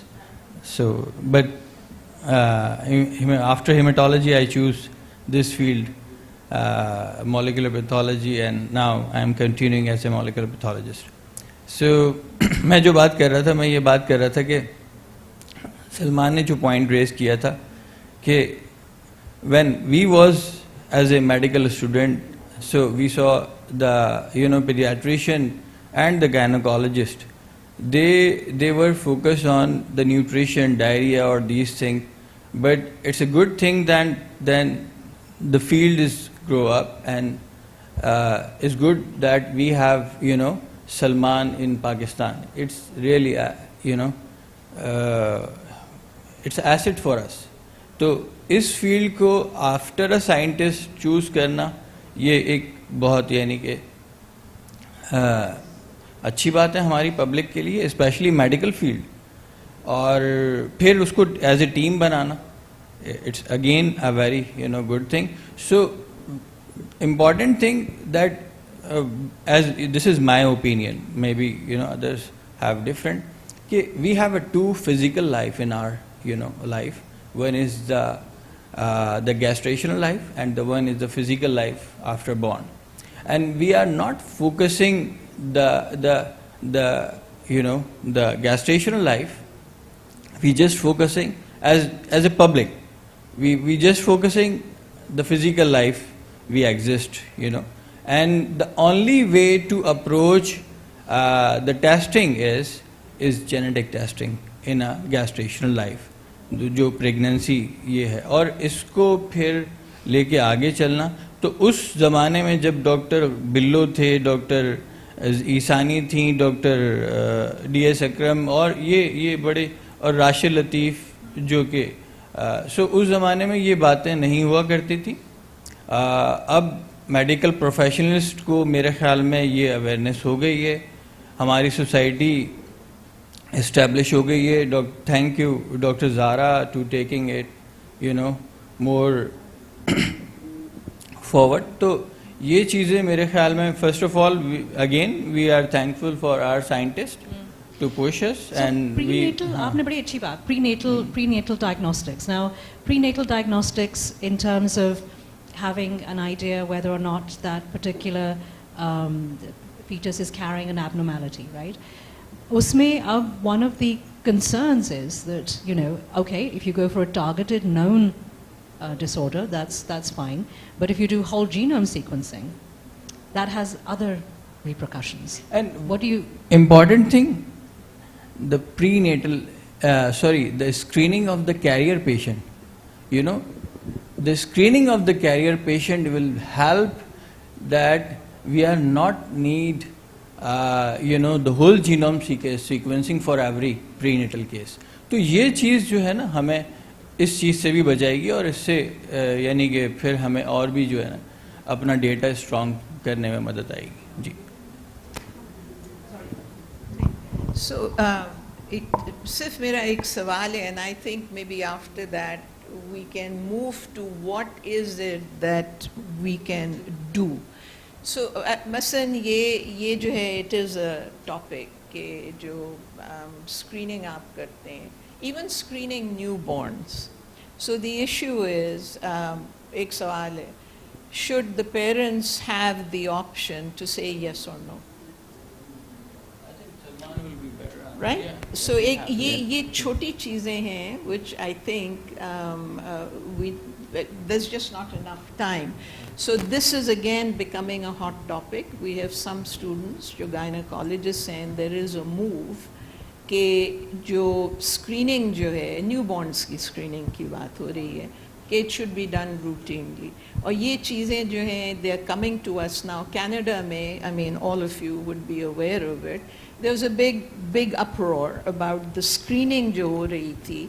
I mean, we can screen for so many things. This issue is now rising in Pakistan. So the gynecology groups जो हैं, वो इसके ऊपर बात हो रही है, हमारे पास students हैं. So सवाल इसके अंदर again ये है कि particularly in things where you can do nothing about. So इसमें how do the parents have the right to say नहीं? We don't want any screening. I'm just kind of curious. Very good questions raised, so I'll try to address them. So number one, I think the international standard for newborn screening is number one, you only test for disorders you can intervene in. That's the international standard, right? And Bushra is an expert on that, so she knows. The other thing is, the international standard on newborn screening also is the parents have the right to say no. So even if the state is paying for it, even if, so there is no country that I'm aware of where parents do not have the right to say no, and Bushra can correct me if I'm wrong. So I think for newborn screening, the rules and regulations are very clear, and the controversy is more about keeping those newborn blood spots for research and all those kind of things and that thing. Do we have that in Pakistan yet? We do not have any guidelines on this? So for newborn screening? Okay. So number one, we don't have universal newborn screening in Pakistan. Universal means every baby born anywhere, whether it's at home or in any hospital, anywhere in the country. We do not have it. We have select hospitals like ours that offers a select panel, and that panel is slowly growing, but that's what it is. And again, parents are given a choice, and only those disorders are selected to be screened for where there is a ready intervention. So those are the principles. Okay, so, sorry, I don't want to monopolize it, but the issue therefore in this is, which goes back to something that Dr. Fiza also said, science, Johanna, it has a universal thing within it, but application of that occurs within a society, and the application is influenced by local cultures, local norms, which has been brought out. जो आप COVID की जो बात कर रही थी, the issue is that of stigma, which was also picked up where genetic diseases are concerned. So if I may, we come back again, the illiteracy, as far as I'm concerned, is important in our public. I'm talking of the illiteracy within healthcare professionals, about genetics, about what it is, about what you are going to say, how you're going to advise. आप लोगों का, you're fortunate and you can be the flag bearers of it. You have a system. The system, but the number of people who come to institutions like yours is a minuscule in this country where we have over 200 2, अब पता नहीं कितने और उससे भी ज़्यादा million लोग हो गए. So I think in groups like this, therefore, we have to get beyond that to see, are there any practical ways? So for example, in a public institution like SIUT, okay, it may not be possible to have the excellent thing that you have, but is there some way? I'm talking of genetic illiteracy amongst us. Because everybody now, including in public hospitals, will send patients for genetics. So I'm going to ask Zara to answer that. We'll come back to you, Dr. Bushra, because I know you want to make a comment. We were talking about curriculum development, and Zara, yesterday, when we were talking about molecular pathology as a subject, and residents and medical students having taught, she actually has something to. So I think the education needs to be at multiple levels. The education for molecular pathology is very, very would be to very specialized people. So work is being done. Dr. Javeria Jaz, who's here at the Indus Hospital, she has been working on making the curriculum, and we hope to have a fellowship approved by CPSP. But you know, again, that'll be for a select few. What we need is something that was brought up yesterday by Dr. Asrar, engagement at the, the medical school curricula needs it, your residency curricula need it, but even that is too late. Unless at, at the level of something like PMDC, where you have national need for people to at least take courses. If it has to be part of certifications, that is the only way you can spread out to physicians everywhere so that they have some idea about what kind of accountability they need for patients. But that's complex. Yeah, it is. Even with PMDC, working through the National Bioethics Committee, a whole curriculum was made just to teach ethics. And that itself has not been able to clear PMDC. So the issue is, Pakistan ko jo hai na, individual log chala rahe hain, frankly, those who are really involved and are doing good things. So that is the kind of thing. So for example, agar SIUT hai ya Dow Medical hai, there are people who are ordering, and these are clinicians, residents वगैरह की तो बात की बात है ना. Can this group come up with something that is on the ground, so that these are clinicians who are actually seeing patients and ordering tests without having any idea how to counsel? Is that something that even if at a grassroots level, आप बिल्कुल सही कह रही हैं कि it's a long-term thing, but on the ground, science तो आ गई है ना? That's the issue. Is there something that can practically come out of this, and maybe? Yes. So thank you very much. So I just wanted to just make one comment. So we were talking about this curriculum that Dr. Zara and a lot of people are a part of, and so that curriculum, as she also has pointed out, focuses on the pathological basis of diagnosis. And so as far as those parts of the curriculum are concerned, they are very much transferable from like the developed countries to here, because the technologies are the same and everything else is the same. But when it comes to interface with the public, like for example what FISA is doing, genetic counseling and everything, those are new fields even in the West, but here they are non-existent. But and these fields cannot be transferable from the Western countries to our, because when it comes to that, it's an entirely unexplored area. And so we this curriculum curriculum in genetic counseling and degree programs in genetic counseling is with the contextual background of Pakistan in view, is really something that we need to work on. So I think John, so just lead on from that, Dr. Maria, Dr. Bushra, you want to make a comment on that? Well, a very interesting discussion in many, many perspectives. I was just telling Fiza that all the panelists have a very unique perspective with a very unique lens. So which tells us that we all are seeing the same issue of ethics in genetics and genomics with our own very personal lens. I am unable to see through your lens, you are unable to see through my lens, and I feel that is where the issue is. And I agree with a lot of things, I disagree with a lot of things too, which will start a hot debate if I go into that. But I believe that what is needed is what Dr. Mozam very nicely summarized with that Iqbal Sher जो आपने बोला था, वो that is the gist. Whatever is being done, why is it being done? आपने सवाल पूछा हम सब से कि आपने अपना genomic analysis करवाया है कि नहीं? But the question is, why should I? So where is that why? Dr. Aisha yesterday presented an excellent presentation with very beautiful local data.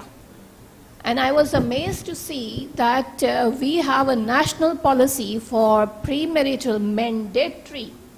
Dr. Mozam, you said option of screening. We have a national policy of mandatory premarital screening for beta thalassemia, to my knowledge, in 3 out of 4 provinces. And the national prevalence for the carrier status of beta thalassemia in Pakistan, as per the data says, is only 5%. Dr. Aisha yesterday presented that according to her data, the GJB3 gene, which is one of the genes causing autosomal recessive sensory neural hearing loss, is as high as 66%. So why is that not being translated into a policy making? Why are we as a group unable to make that kind of impact? There was a discussion about public health. So there is an angle of public health in genetics as well. That is the public health angle in genetics. It is not essentially just diarrhea. Whenever public health terminology is being used, I think 80% of the people would start thinking of the communicable diseases, vaccinations, and all those things. But there is a public health angle in genetics and genomics as well. Are we delivering that? I believe I am not. I have data, we have data, but we are all sitting on that. The data sharing. Why am I unable to solve a VUS which may have been present in 50 other patients in this population with the same clinical presentation? So there is the issue, and I think that is something which needs some pondering upon. Thank you. We need more narrative ethics. And we are not involved in that. Narrative ethics is talking about a lot of the things, but delivering it through some of the stories that are being told over here. And these are stories that are being told by people who are on the ground. So and for that, I think it's researchers also who have narratives, also clinicians. हमारी यहाँ की voices जो हैं आप ethics में या science में देख लें हमारी क्या presence है of our voices. So the agendas very often that are taken up in our country or elsewhere are not set by us. And I think your point is absolutely valid. So what is it that we can do even at a small level? So you're ending at a brilliant point, Dr. Mozam, because Dr. Amir Jafri has been incredibly quiet, which is extremely unlike Dr. Amir Jafri. So I want to try and get now some idea of where do we start? There's been so much discussion, so many things have been sort of identified, and I'm pretty sure we could actually have a session on every single comment that's been made by each one of the panelists. But if we are going to, as Dr. Mozam said, start to make micro contributions to this, how can we do that? By being earnest, That was a title that actually encapsulates the way forward. And जो आपकी पहली slide इस पर आपने बहुत कम time गुजारा था. I mean that actually because you didn't have enough time. That plus connecting that to the last couple of slides in which we were talking about doing that in this society, in this culture. We talk about because our science is imported. And whatever science we develop over here is also a very international science. But our practice is very national, cultural, local, and we have to contextualize that with that. And the frontliners, as Dr. Mozam said, frontliners have to be actually trained. The frontliners does not have to be a person who's done his PhD and then starts, or a person who's done his MBBS and then starts, or a person who's done his 3 fellowships and then comes into this. As Fiza has actually shown, and she's a trailblazer in more ways than one, as she's shown, the person coming from a non-medical background, a technologist or even social scientist, can be trained, but there has to be a training process geared towards developing enough skills. Now, but having said that, again, I'm not quite sure how many patients you see in your clinic every day, but if you were to be put into a clinic in SIUT where I come from, like 450 patients in which maybe 300 require counseling, and you don't have that private space, you don't have that time, etc., etc. How is that going to actually translate? So we need to come up with a way, and I don't have the answer for that, but we have to come up with a way in which we could contextualize our ideals in practical reality of Pakistan. As Dr. Mozam said, and she's quoting someone, I think, that science or technology or and innovation is very seductive. It will come. We can't stop it from coming. We should not stop it from coming, otherwise we wouldn't have had cell phones. Yes, quite right. Robotics is here. Big data is here. Robotics is generating big data for the rest of the world. There's going to be the same gallbladder that was used to be done, and I'm a surgeon, therefore I have to bring surgery in. The same gallbladder that was being done quite effectively at 1/4 the price is now being charged for where it is in the public in the private sector. But there is a price tag for everything also. So we have to look at our setting in the ground realities and translate that. This is a translate basis. And I think I'll end by just again paraphrasing what Bushra just said, that there are several strands of thoughts going on. None of them are meeting. They're all in their own beams together, and we have to actually try and make them converge together at some point around the table. Thank you. And I think the fact that there are people who look at things from different angles is actually a strength, because otherwise it's only one force that pushes it. But the whole point is how to bring it together. Is to have lots of different opinions and voices, and I think this is where the Association of Molecular Pathology this is what we have attempted to do, is to provide a platform where we can actually hear people and hear their experiences and their opinions also. But I think moving on from this, what would be really nice is if we again try, in terms of the training and in terms of creating more genetic literacy, I think that's something that Zara had planned a while back. She's the current president of the association, so she had actually envisaged doing some educational sessions and having some basic sort of clinical genetics series of sessions that we could actually provide for physicians. We never actually got around to it, unfortunately, because of COVID. COVID happened. But I think we can go back to that and look at that educational plan again. But that would be something that I think as a forum, as a society, that we could actually get involved in more. And I'm going to, I don't know how much time. Asghar, do we have time? He's left? Okay. Obviously don't have time. So. But okay, so I'm going to just do one. If anybody has any comments, because Well, thank you so much. My comment is that when we see the pandemic in all over the world, then we start talking about social distancing, then we talk about the mask, then we talk about the hand washing at every level.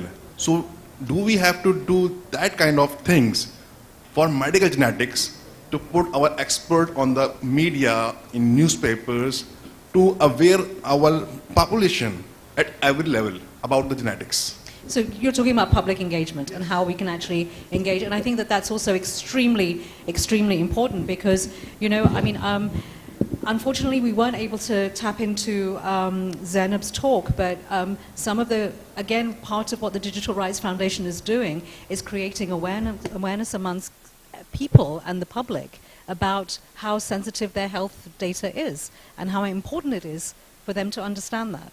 So, you know, you're absolutely right. We do need more public engagement. Again, I'm going to write that down as something that we can actually explore as a society. But, you know, this is engagement is something that each one of us can do. You know, we all have families, we all have friends. So engagement doesn't necessarily mean an official, you know, patient engagement. Zara.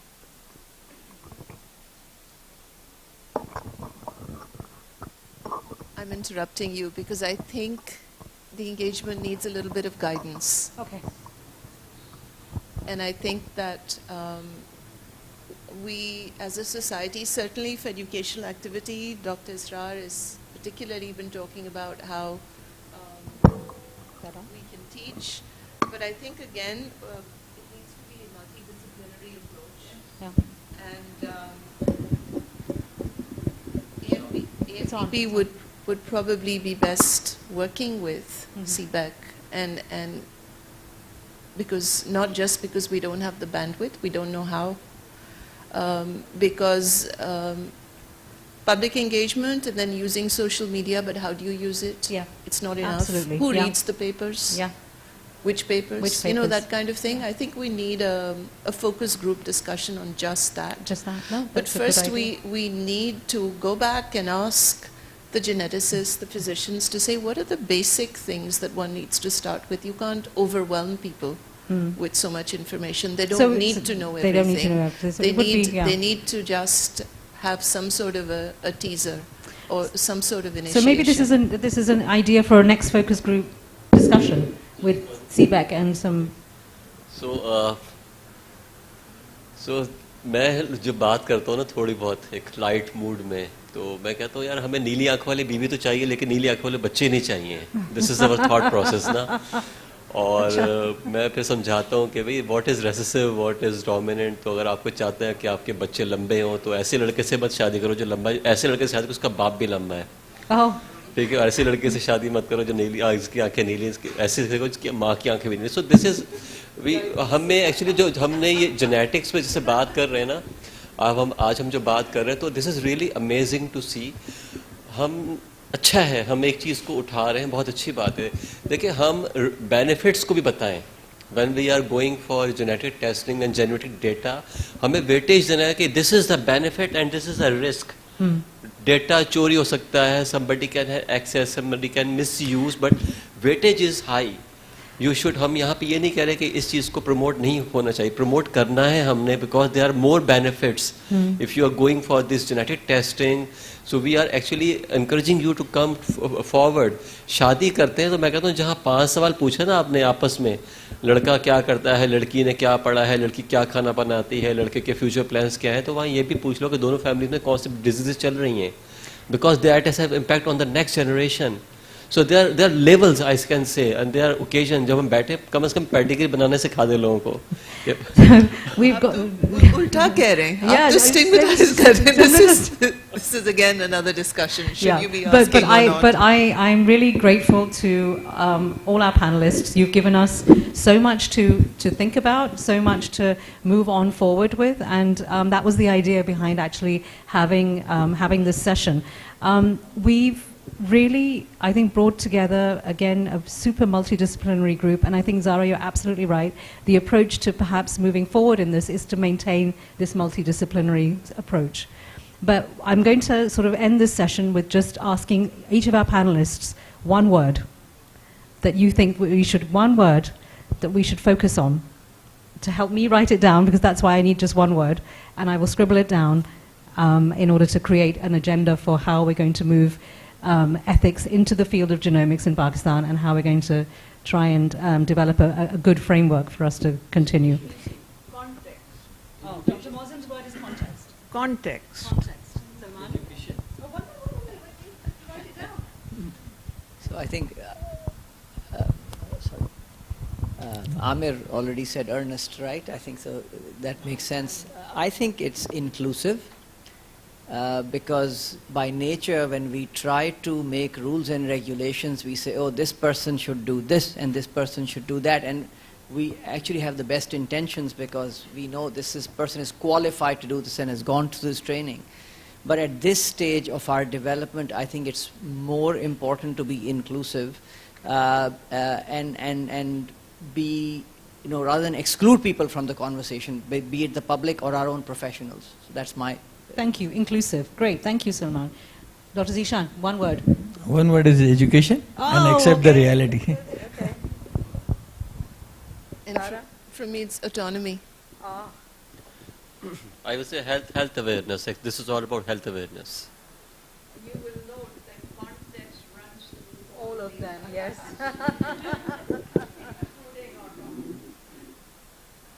Dr. Amir, आप quiet.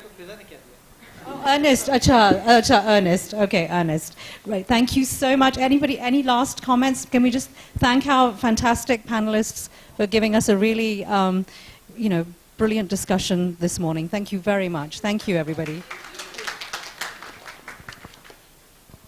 is great. Thank you. You've given me so much to all of us. Yes, this is great. I think we can just write these words, and I think we've got the summary of the discussion. Thank you.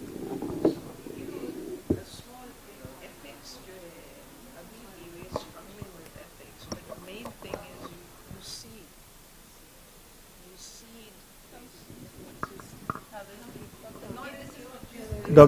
Dr. Natasha, we have a few formalities to complete before, yeah.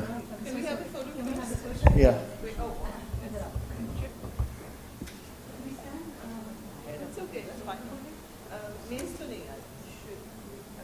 we not have the others? Yes. Oh, yes. Can we? Then we should stay.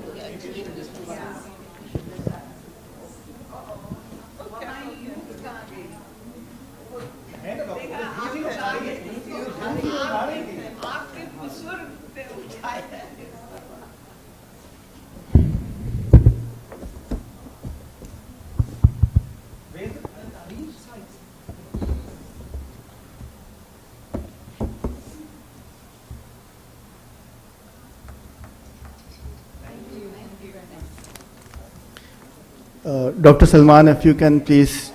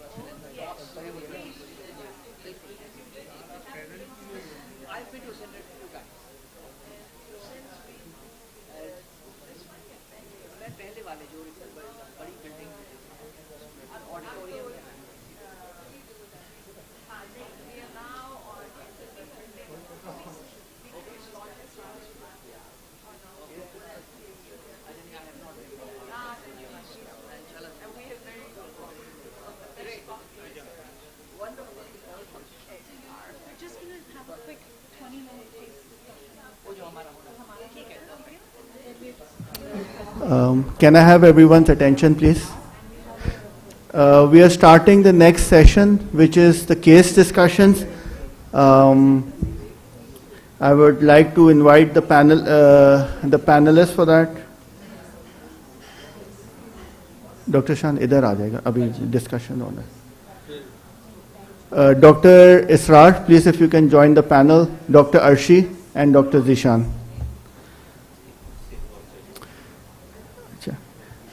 The first case presentation is from Dr. Salman Kirmani.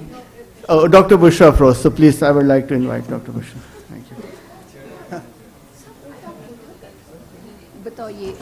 This is next to this.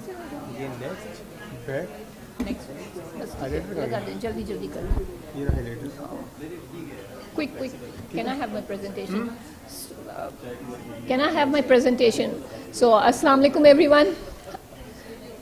Okay, may I have your attention, please? Thank you very much. So, I don't want to be a school teacher, but let's just move forward. And I know we all need to go home. We are all waiting. So, Natasha asked us to do a case presentation and make it interactive. I understand that this is a major group. Majority of you are not clinicians, so but bear with me, and we can all go through it together. Can I have the slides, please? So, I present to you a case of a baby boy who was born to consanguineous parents at term after an uneventful pregnancy. He was born at some other hospital, and the ABGARs were not available for us to review. Initially, the initial first few hours of his life was uneventful, and at around 10 hours of life, seizures were noted. Like as any other pediatric setup, seizures in a newborn, the physician taking care of that baby did the blood glucose and through a glucometer, serum calcium and serum magnesium, which are the usual causes of neonatal onset seizures, and those were all normal. When the seizures became more frequent, he received multiple anticonvulsants, and the seizures were not controlled. Rather, the baby progressed to what we called as epileptic encephalopathy, which by definition means that in older terminology, you may call it as status epilepticus, seizures not controlled with more than 2 anticonvulsants, and the baby going into a coma-like situation. So at that time, the baby was referred to us, and the main reason for the referral was not the seizures, rather just being born to consanguineous parents and death of 2 children in the early neonatal age with a similar presentation, which was valid enough reason for them to consider a possible etiology having a genetic origin. So based on this, I would like to know any ideas what in terms of genetic evaluation would one like to consider in this baby. So the basic workup, which was for the infections, was done, causing meningitis and sepsis, was normal. And there is a trend among physicians, among pediatricians, doing these basic biochemistry laboratory testing, which is in order to rather screen for certain group of inherited metabolic disorders, and these were all normal. After this, there were certain other more focused genetic metabolic labs ordered, and the plasma.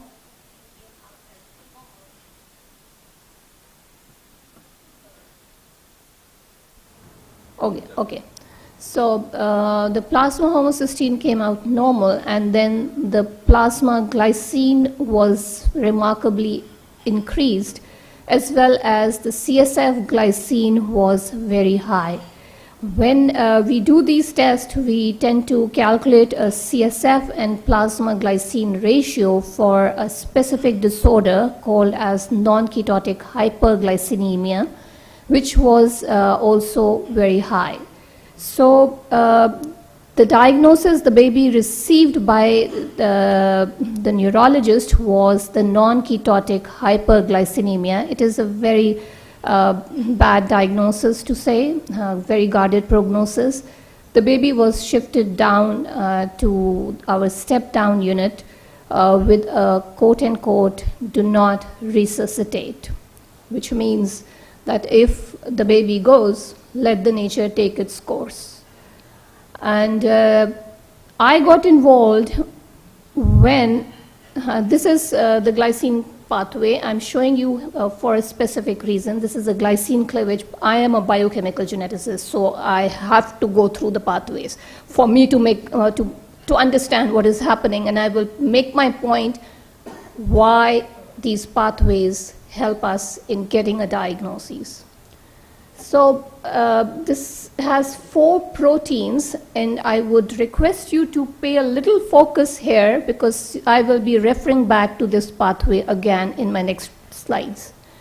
So I got involved when, after the baby receiving the do not resuscitate status, this report came. It is the report of the urine organic acid, and very interestingly, there is a metabolite very, very specific for one disorder of a neurotransmitter pathway involving the aromatic amino acids, which causes the depletion of 2 important hormones or chemicals, which is the serotonin and the dopamine. And this is the AADC. Well, for quote-unquote, the vinyl lactic acid is seen in AADC and iatrogenic dopamine in treatment. If a patient has received dopamine, then you can get it. This baby has not received any dopamine, so that excluded the possibility of getting this chemical because of the dopamine. So, and importantly, the clinical presentation of NKH was pretty consistent with the clinical presentation of this patient, whereas the AADC does not really classically present as early as the first few hours of life. The classical presentation is after first few days to weeks of life. If you are reviewing the literature with a superficial way, then you may encounter the word neonatal onset epileptic encephalopathy, which may confuse people. But that's not the classical presentation. Most often these babies are very hypotonic, and then they have oculogyral crisis, they have autonomic instabilities, unstable blood pressures, all those kinds of situations. And how this is all, both of these, NKH as well as the AADC, are autosomal recessive disorder. And if you remember, these parents are consanguineous. These are both rare disorders. It is not unusual, though rare, for a patient to have 2 autosomal recessive rare disorders in our practice, but not very common. So what are we dealing with? And then if you look at this pathway, and if you remember the previous pathway of the glycine cleavage, anything which you think is common between these 2 pathways, there is the answer for this patient. What is common between those 2 pathways? So the AADC is requires vitamin B6 as a cofactor. The P protein of the glycine cleavage is also dependent on the pyridoxal 5-phosphate. So pyridoxine is the connection between these 2.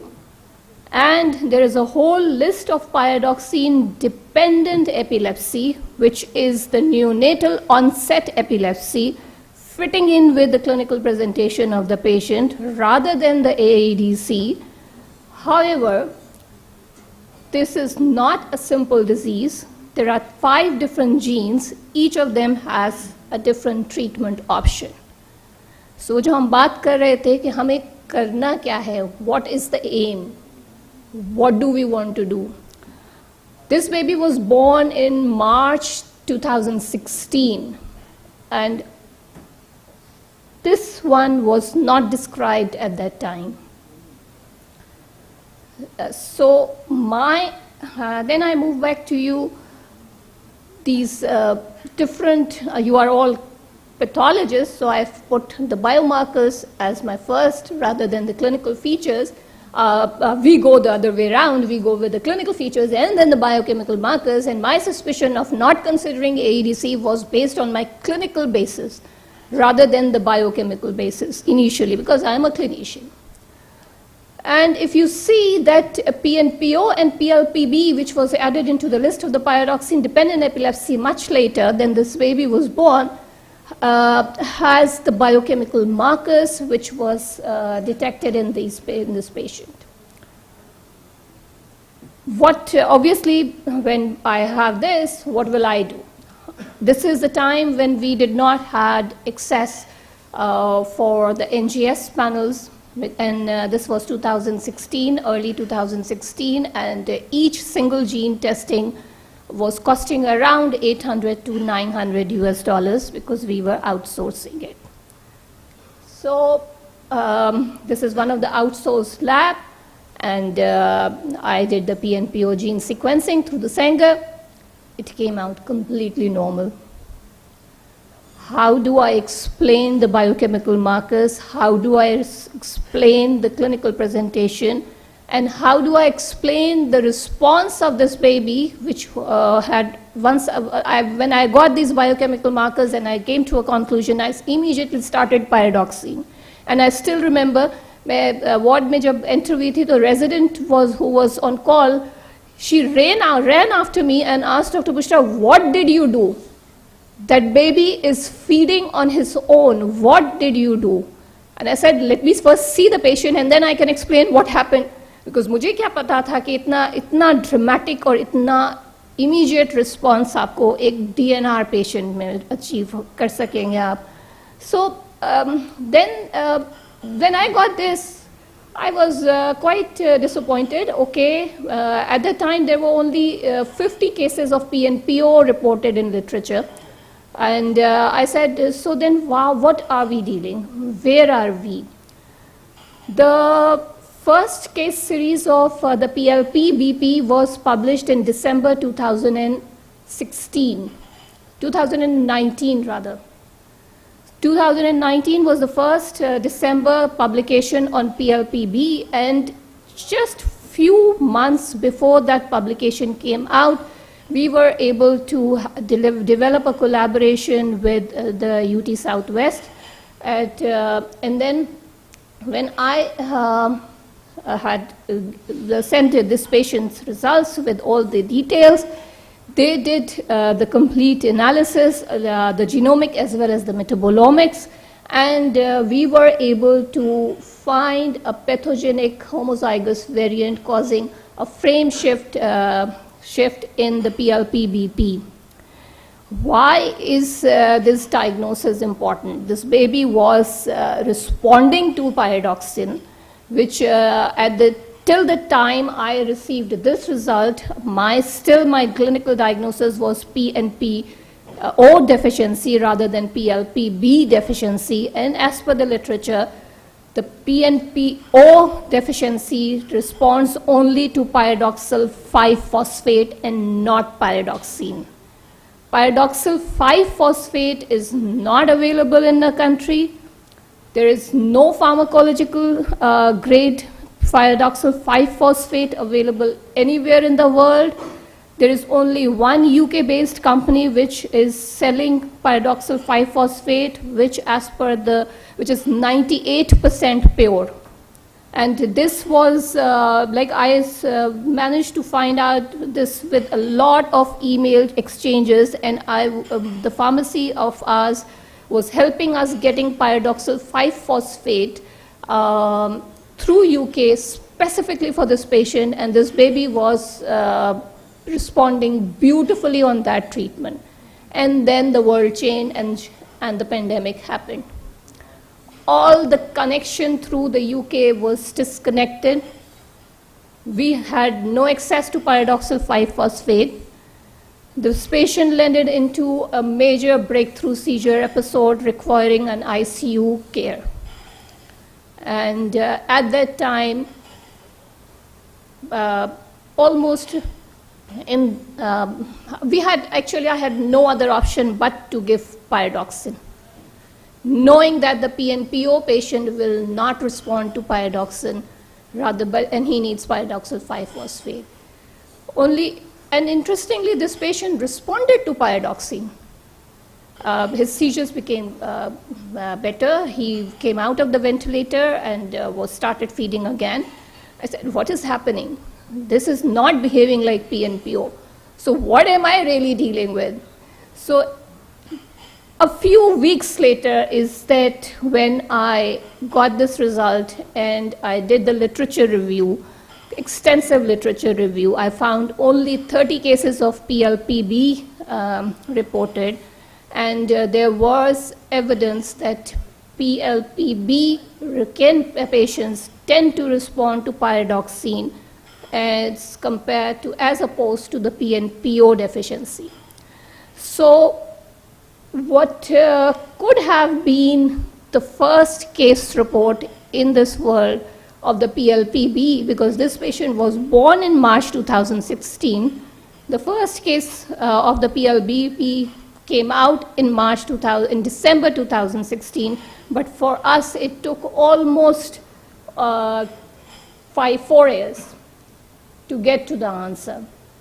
So I am trying to highlight how biochemical genetics and molecular genetics are closely linked, and why do we really need to have local collaborations so that we can find answers and not only get publications, but really try to help. This child has moved from a do not resuscitate to a normal-looking, beautiful baby who still suffers from some degree of intellectual disability, but it is a hell of a difference from what we saw initially.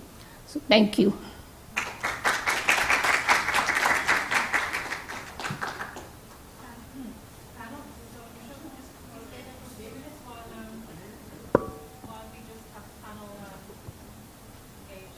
Dr. Bushra, very nice presentation of presented you case of that child. So I have a couple of questions regarding, because in the audience lots of people are engaging some genomics because it is quite common and well-established understanding. But regarding my question, you have presented very well in terms of primary screening, secondary screening. But what about the metabolomics? So in metabolomics, you identified amino acids and vitamins. So what will be the reference of that amino acid deficiency you used? Because just like in genetics, we use the 1000 genome reference and some databases, HGMD and so on databases. So what will be the reference you use to label this amino acid deficiency in that metabolomic pattern?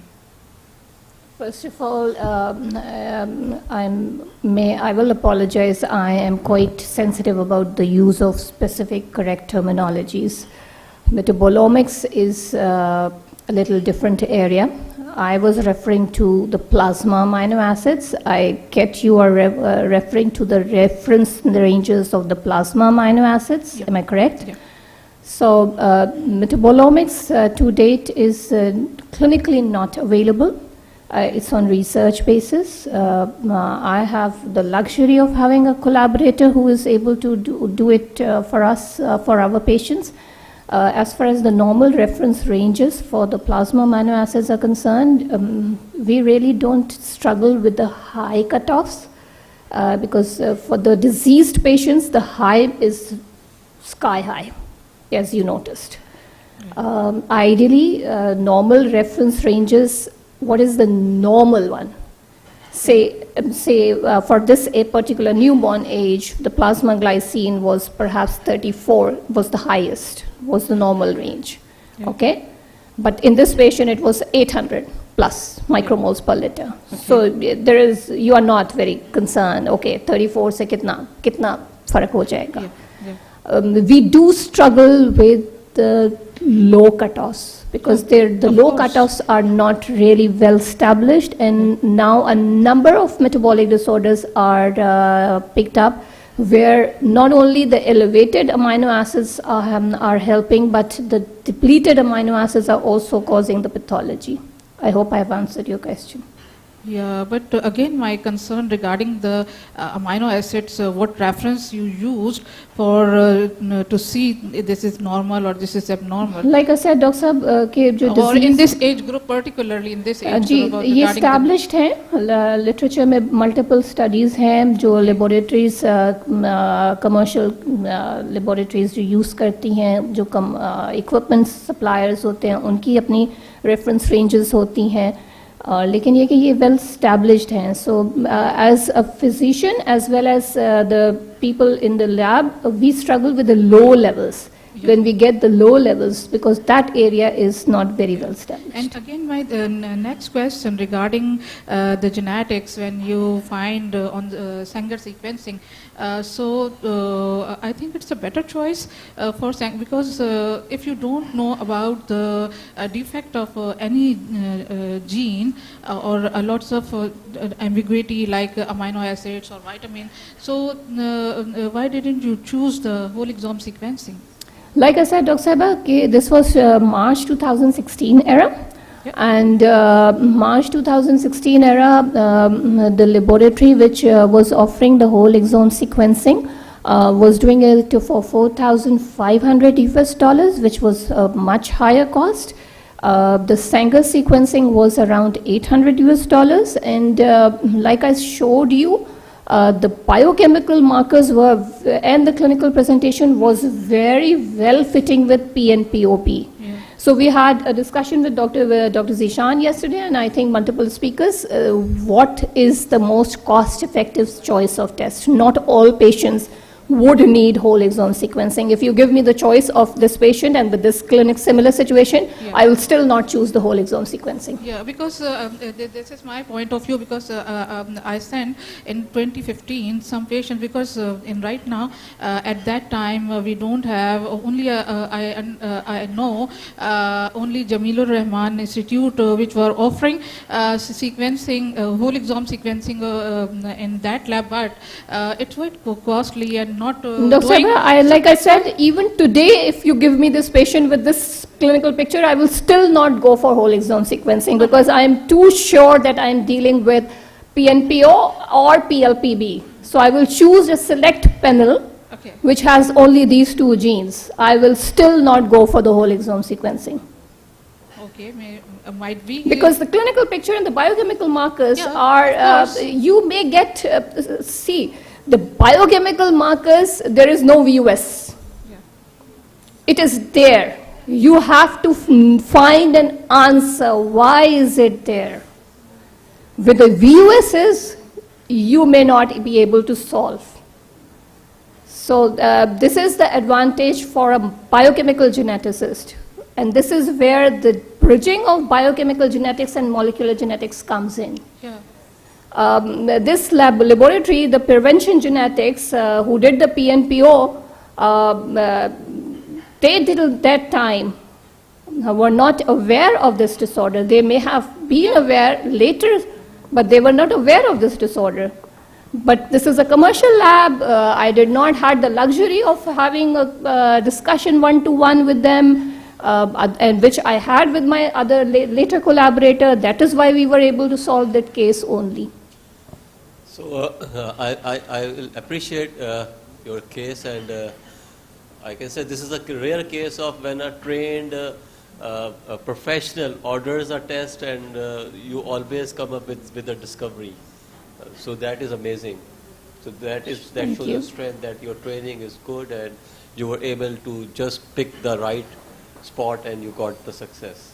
Amazing. Thank you so much. Dr. Bushra, in hindsight, anything else that you wish you had? I wish I had. 2016.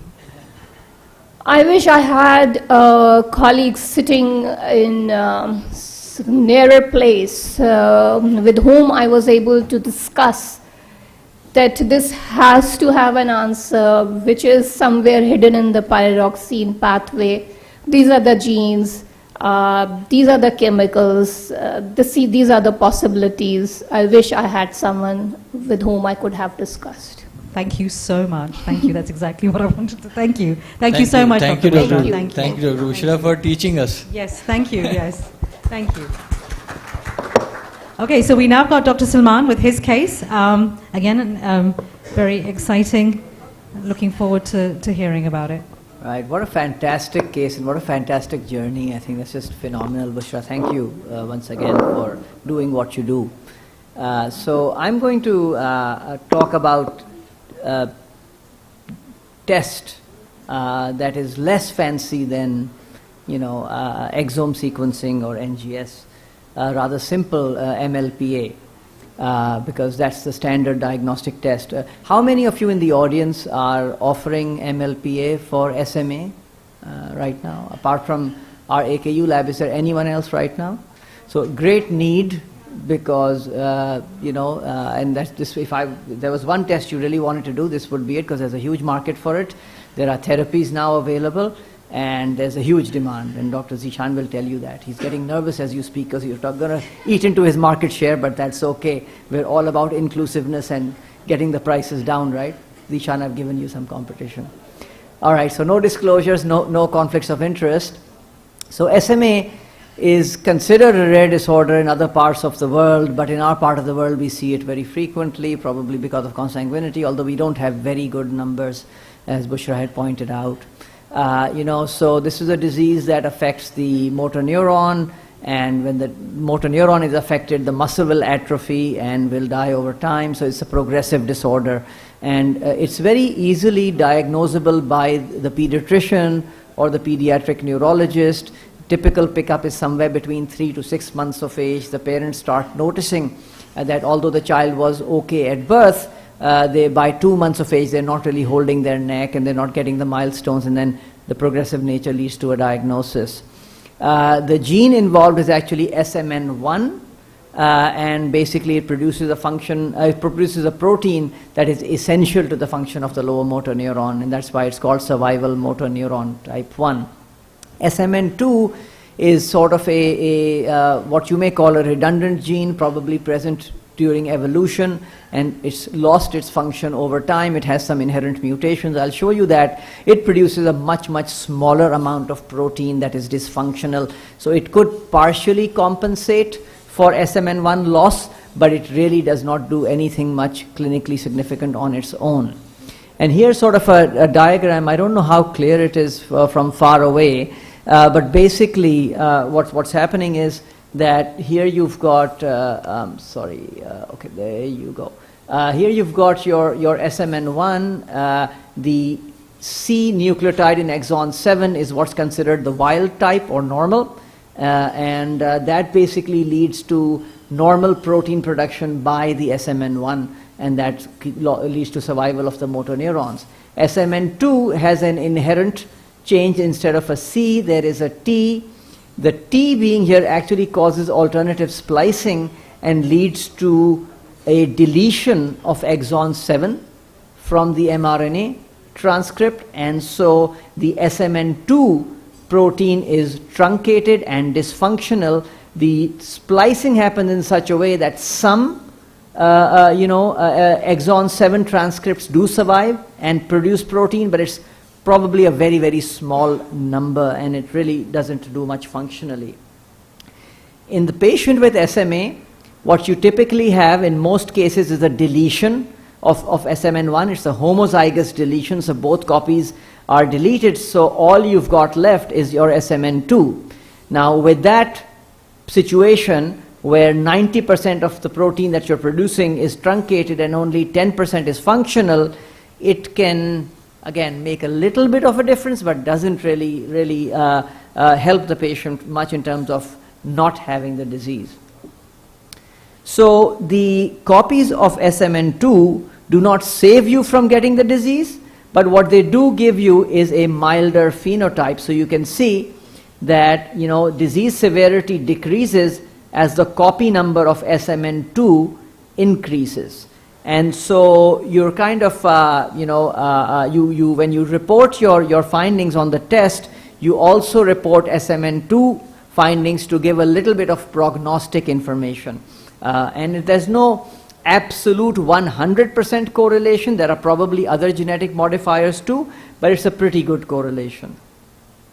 And these are all the clinical subtypes, and sometimes the correlation does exist, as I said, where the number of copies of SMN2 will help you. In fact, the first therapy established for SMA was actually a antisense oligonucleotide trying to save the SMN2 gene from the alternative splicing and giving more of a protein. So again, it's amazing how the human mind tries to work against a problem. If you can't create the SMN1 from scratch, which we know you can't, you can at least manipulate the SMN2 into doing a little bit more, and that's what was being done. So here's the case, and I want you guys to really look at this. I think, can we just, they don't need to see me. Can we have that screen? That will be much more helpful. Thank you. So here's the case we had seen in the prenatal clinic. This couple had one baby that had died at 9 months of age with SMA, and thankfully in this situation we actually had a genetic test report saying that this was a homozygous deletion in SMN1 and 2 copies of SMN2 were there. A lot of times the label of SMA is there without genetic proof, and we do know that there are many other genetic disorders that can present like SMA, so one must not blindly assume that every case that was labeled as SMA is actually SMA. They're actually currently pregnant right now, as you can see. At 6 weeks gestation, they were told in their previous genetic counseling session to come to us as soon as they had become pregnant, and that's exactly what they've done. And you can see the pedigree states that they are first cousins. They are chachazad, as we would say, and thus, this is the case. So what is the chance that this current pregnancy will be affected with SMA? Anyone? Please, loudly. 25%, exactly right. And sometimes we say 1 in 4, but you have to be very careful when you say 1 in 4 to the patient, because they might think, oh, pehle ko ho gaya to agle 3 bach gaye. And in fact, a lot of doctors have told that to their patients, and that's very unfortunate, because all of us in our clinics have seen 2 or 3 occurrences, in a row. So you've got to be very careful, right? So, what do we offer, right? How do we prevent recurrence of this? We can't prevent it as such because the conception has already occurred, but we can actually prevent the birth of an individual with this devastating disorder, right? So what can we do? We can offer prenatal diagnosis. I'm not going to go into the nuances of pre-implantation genetic diagnosis, although we have an expert in the field sitting there too. But just for the point of discussion here, first of all, you need the molecular diagnosis in your original patient who was born. If the first baby who had died had not had a molecular diagnosis, we would not be able to begin the journey with these patients, that simply. We would have to then go for carrier testing and try to prove whether they are heterozygous carriers. But the first step is always get the molecular diagnosis. If you don't have that, you're a bit lost. Second thing is, document that the parents are carriers. That's also very important, and this case is going to illustrate that. And then you go for invasive testing, which is either CVS or amniocentesis. I'm not going to go into details of that. And then you can offer termination of pregnancy if the fetus is affected. So that's what we started doing, and we tested the father. We tested both together, obviously. Here's the results of the father. 1 copy of SMN1. He's a heterozygous carrier of a deletion. So, clear as day. And it really doesn't matter how many copies of SMN2 he has, right? Sort of inconsequential in this situation.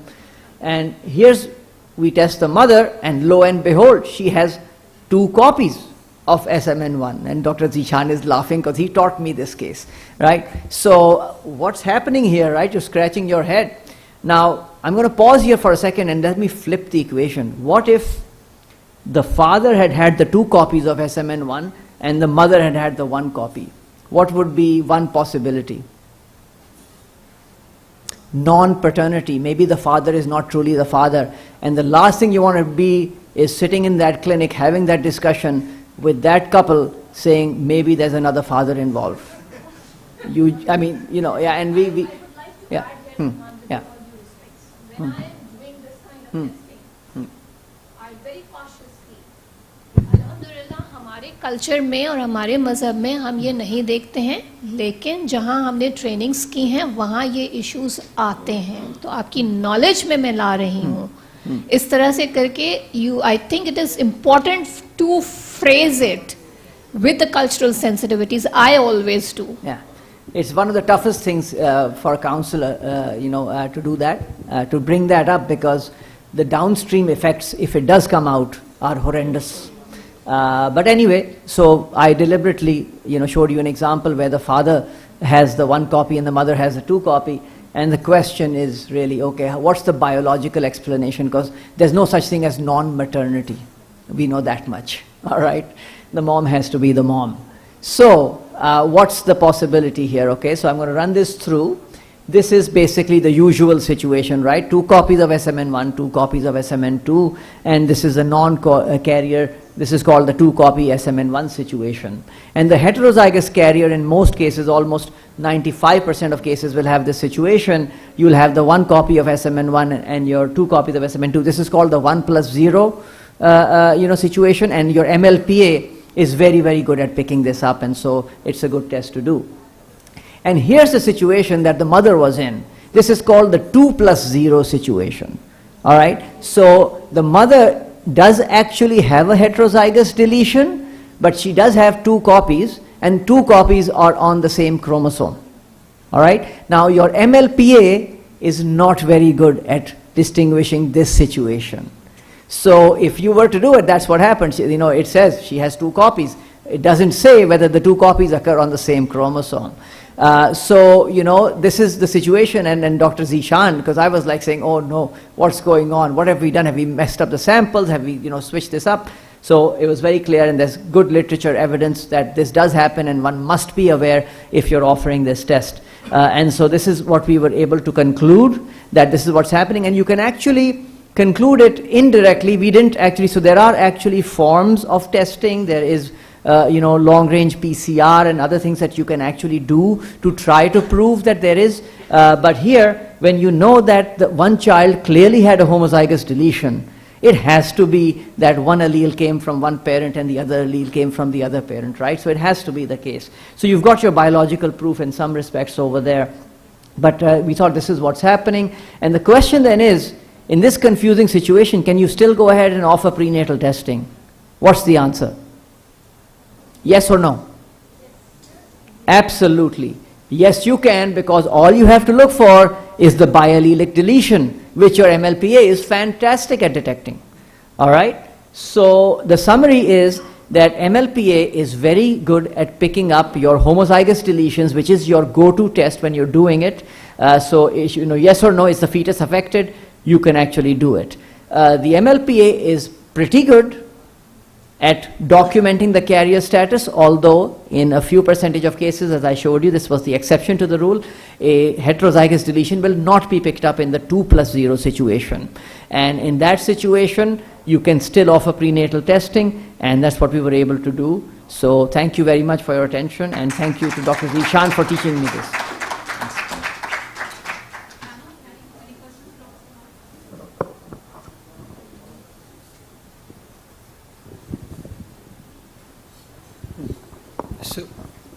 So Salman, in this case, thank you for teaching us again. So, is there any chance that we have the de novo SMA deletion or the mutation? So biologically speaking, it probably does exist. It's possible that at some point in time, but I think in terms of documented cases of a de novo deletion, I think it's extremely rare. Gene conversion events where the SMN2 mutation, the T change can happen, has been documented, but and the gene conversion can be de novo, but a deletion happening de novo is an extremely rare situation. Yes. Thank you. Thank you. Thank you, Dr. Salman. You nicely presented and really fruitful information regarding the MLPA and implementation, and as well as an application. I used MLPA in research student for thalassemia and for identification of that time in 2018. So if we, because you already mentioned the limitation, someone +1 you will identify by MLPA, and 2+ you will not identify for MLPA. So what will be the next technique you will choose for the diagnosis of that patient? But if you want in case of that patient. So the large perspective of the choosing of the MLPA is just to select when you suspect the large deletions and duplications. So that's why you choose this technique, MLPA. Yeah. So MLPA is a fantastic test for SMA. There's no doubt about it, right? But in your cases where you actually have your fetus, your proband, your first patient in the family who actually has classic symptoms of SMA and they have only a heterozygous deletion, you have to sequence the entire gene and look for other point mutations. 1 to 2% of all patients with SMA are one heterozygous deletion and the other is a point mutation. So then you have to go for sequencing in that situation. Yeah. All right, thank you. Thank you, everyone. Thank you, Dr. Salman and Dr. Bushra. That concludes our session. I would like to thank each and every one of you for taking out time and making this session a huge success.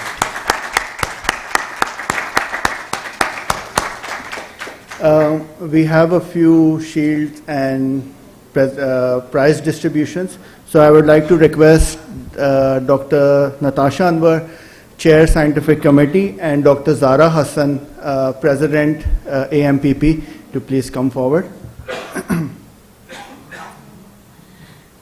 Okay.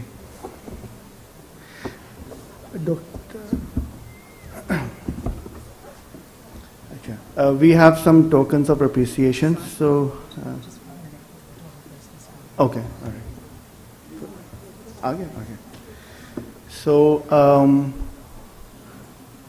firstly, I would like to request Fizza to please come up and collect it.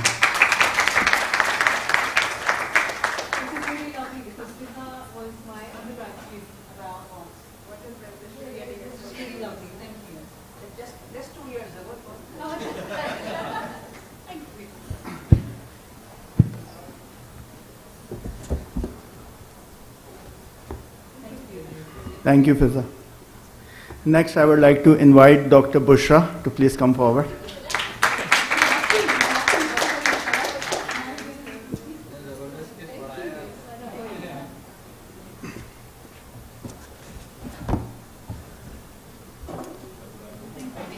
Yes. Dr. Salman, please, if you can come forward.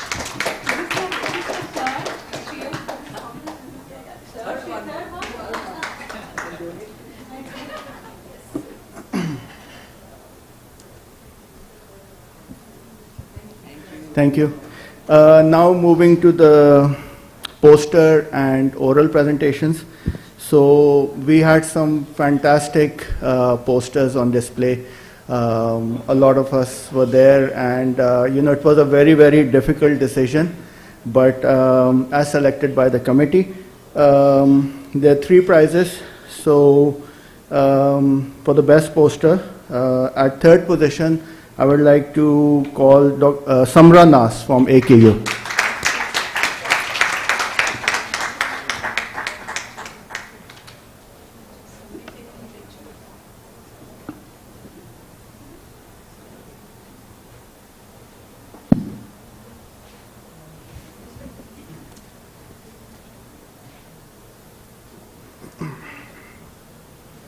Okay. 2nd position for poster is Amber Khan from Kipji.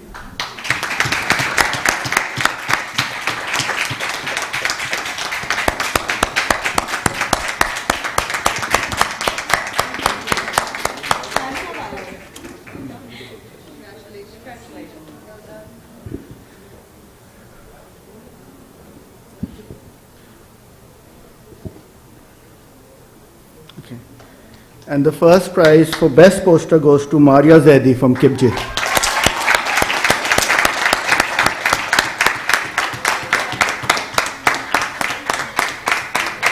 Big round of applause for Maria, please.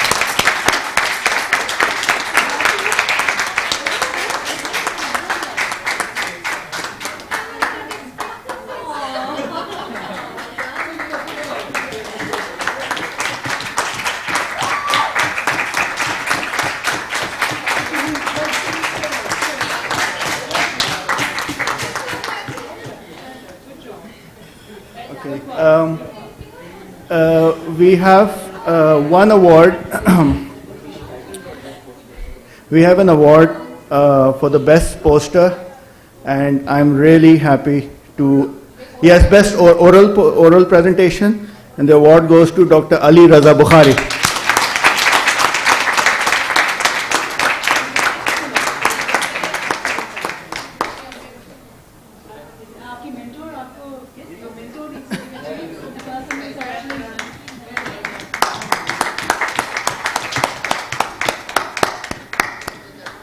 Thank you. Dr. Zara, just some concluding remarks and we'll end the session.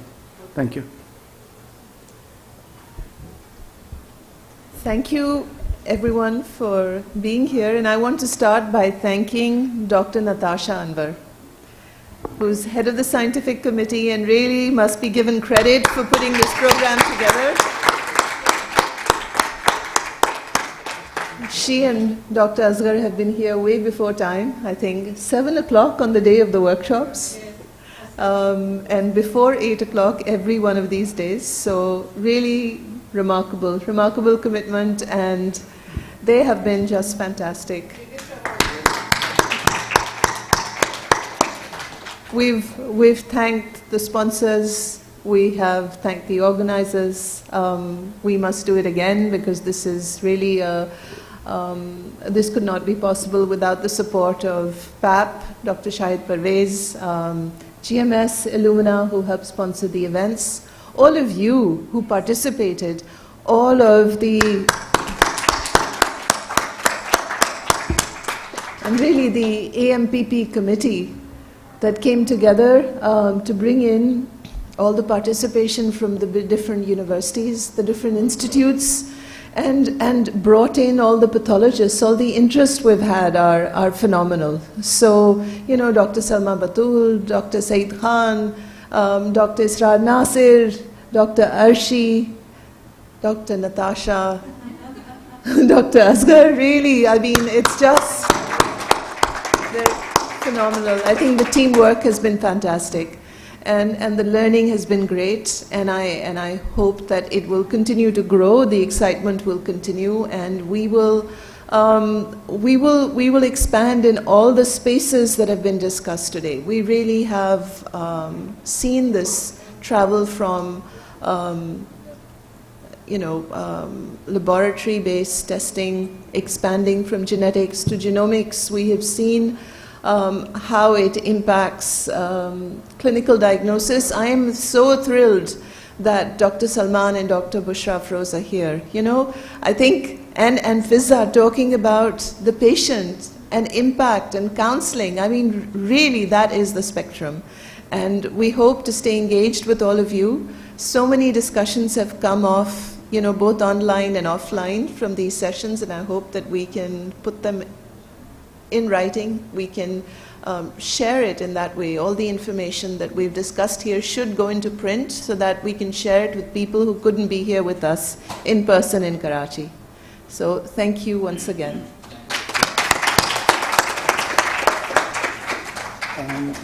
Just a final announcement. The closing ceremony is at the main hall, so we would like to proceed there.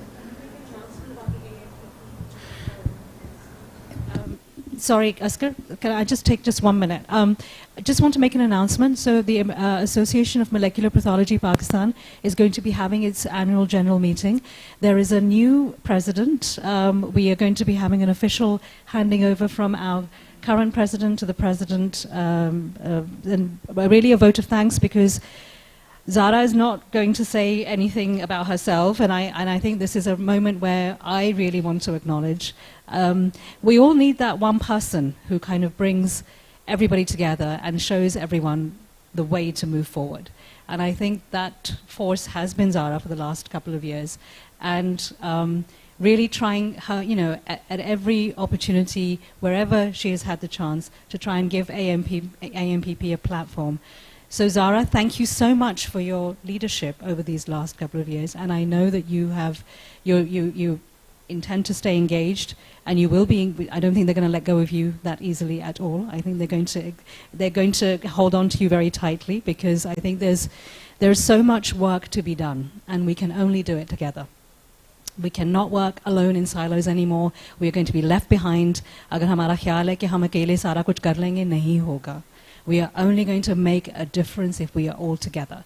And I think that that's really what she's shown, that is possible and we can do it. And I'm really hoping that the next committee, inshallah, will take it on in the same spirit that she has. So thank you very much, Sarah. Thank you. So please, after the closing ceremony, please come back in here, because we're going to have just a quick meeting, because we want to open up the executive committee to new members, and we want to engage younger people as well. So please come back for that. We want to introduce our new president, Dr. Saeed Khan. So we're looking forward to actually welcoming you on board. So we're looking forward to welcoming you on board, and our other members of our committee. So please do come back for the meeting. It will be very important. All of you have been brilliant. You've been coming for the last 3 days, and I hope that you have found it as useful and engaging as we all have. It is for all of you. It's for all of us. Okay, so this isn't the genetic study that Dr. Mohsen was talking about. This is something completely different. So please do come back. It's been great having you. It's been a wonderful experience for all of us. Asghar, I honestly don't think that any of us could have envisaged things working so smoothly had you not been here. So you have really been the most...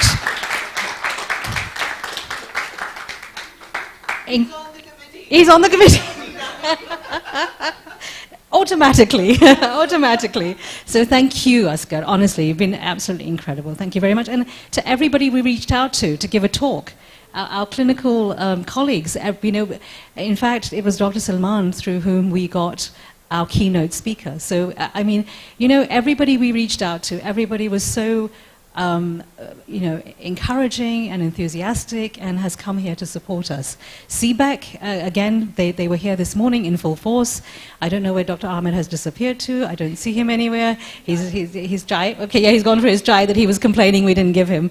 So, but, to every single speaker who has really helped ensure that this was a great program and a good couple of days. Thank you so much. And to all of our participants who submitted their abstracts, the posters, thank you so much, and keep up all your great work. Thank you very much.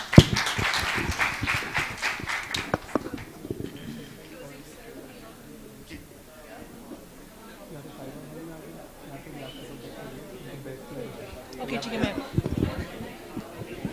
so chairs and chairs or speakers? Speakers? Chairperson or speaker? Okay. Just a quick question. If you were a keynote speaker, अगर आप speaker हैं ना, तो आपका bag, जो conference bag है ना, वो शालीमार hall से मिलेगा. ठीक है? So please, हाँ, main Shalimar hall. So if you're a speaker, आपको वहीं से मिलेंगे. ये मैं उनको. So you will get your conference bag from the Shalimar hall. Oh my God. ठीक है मैम. Thank you. ये सब. Perfect. Thank you so much. सबके लिए.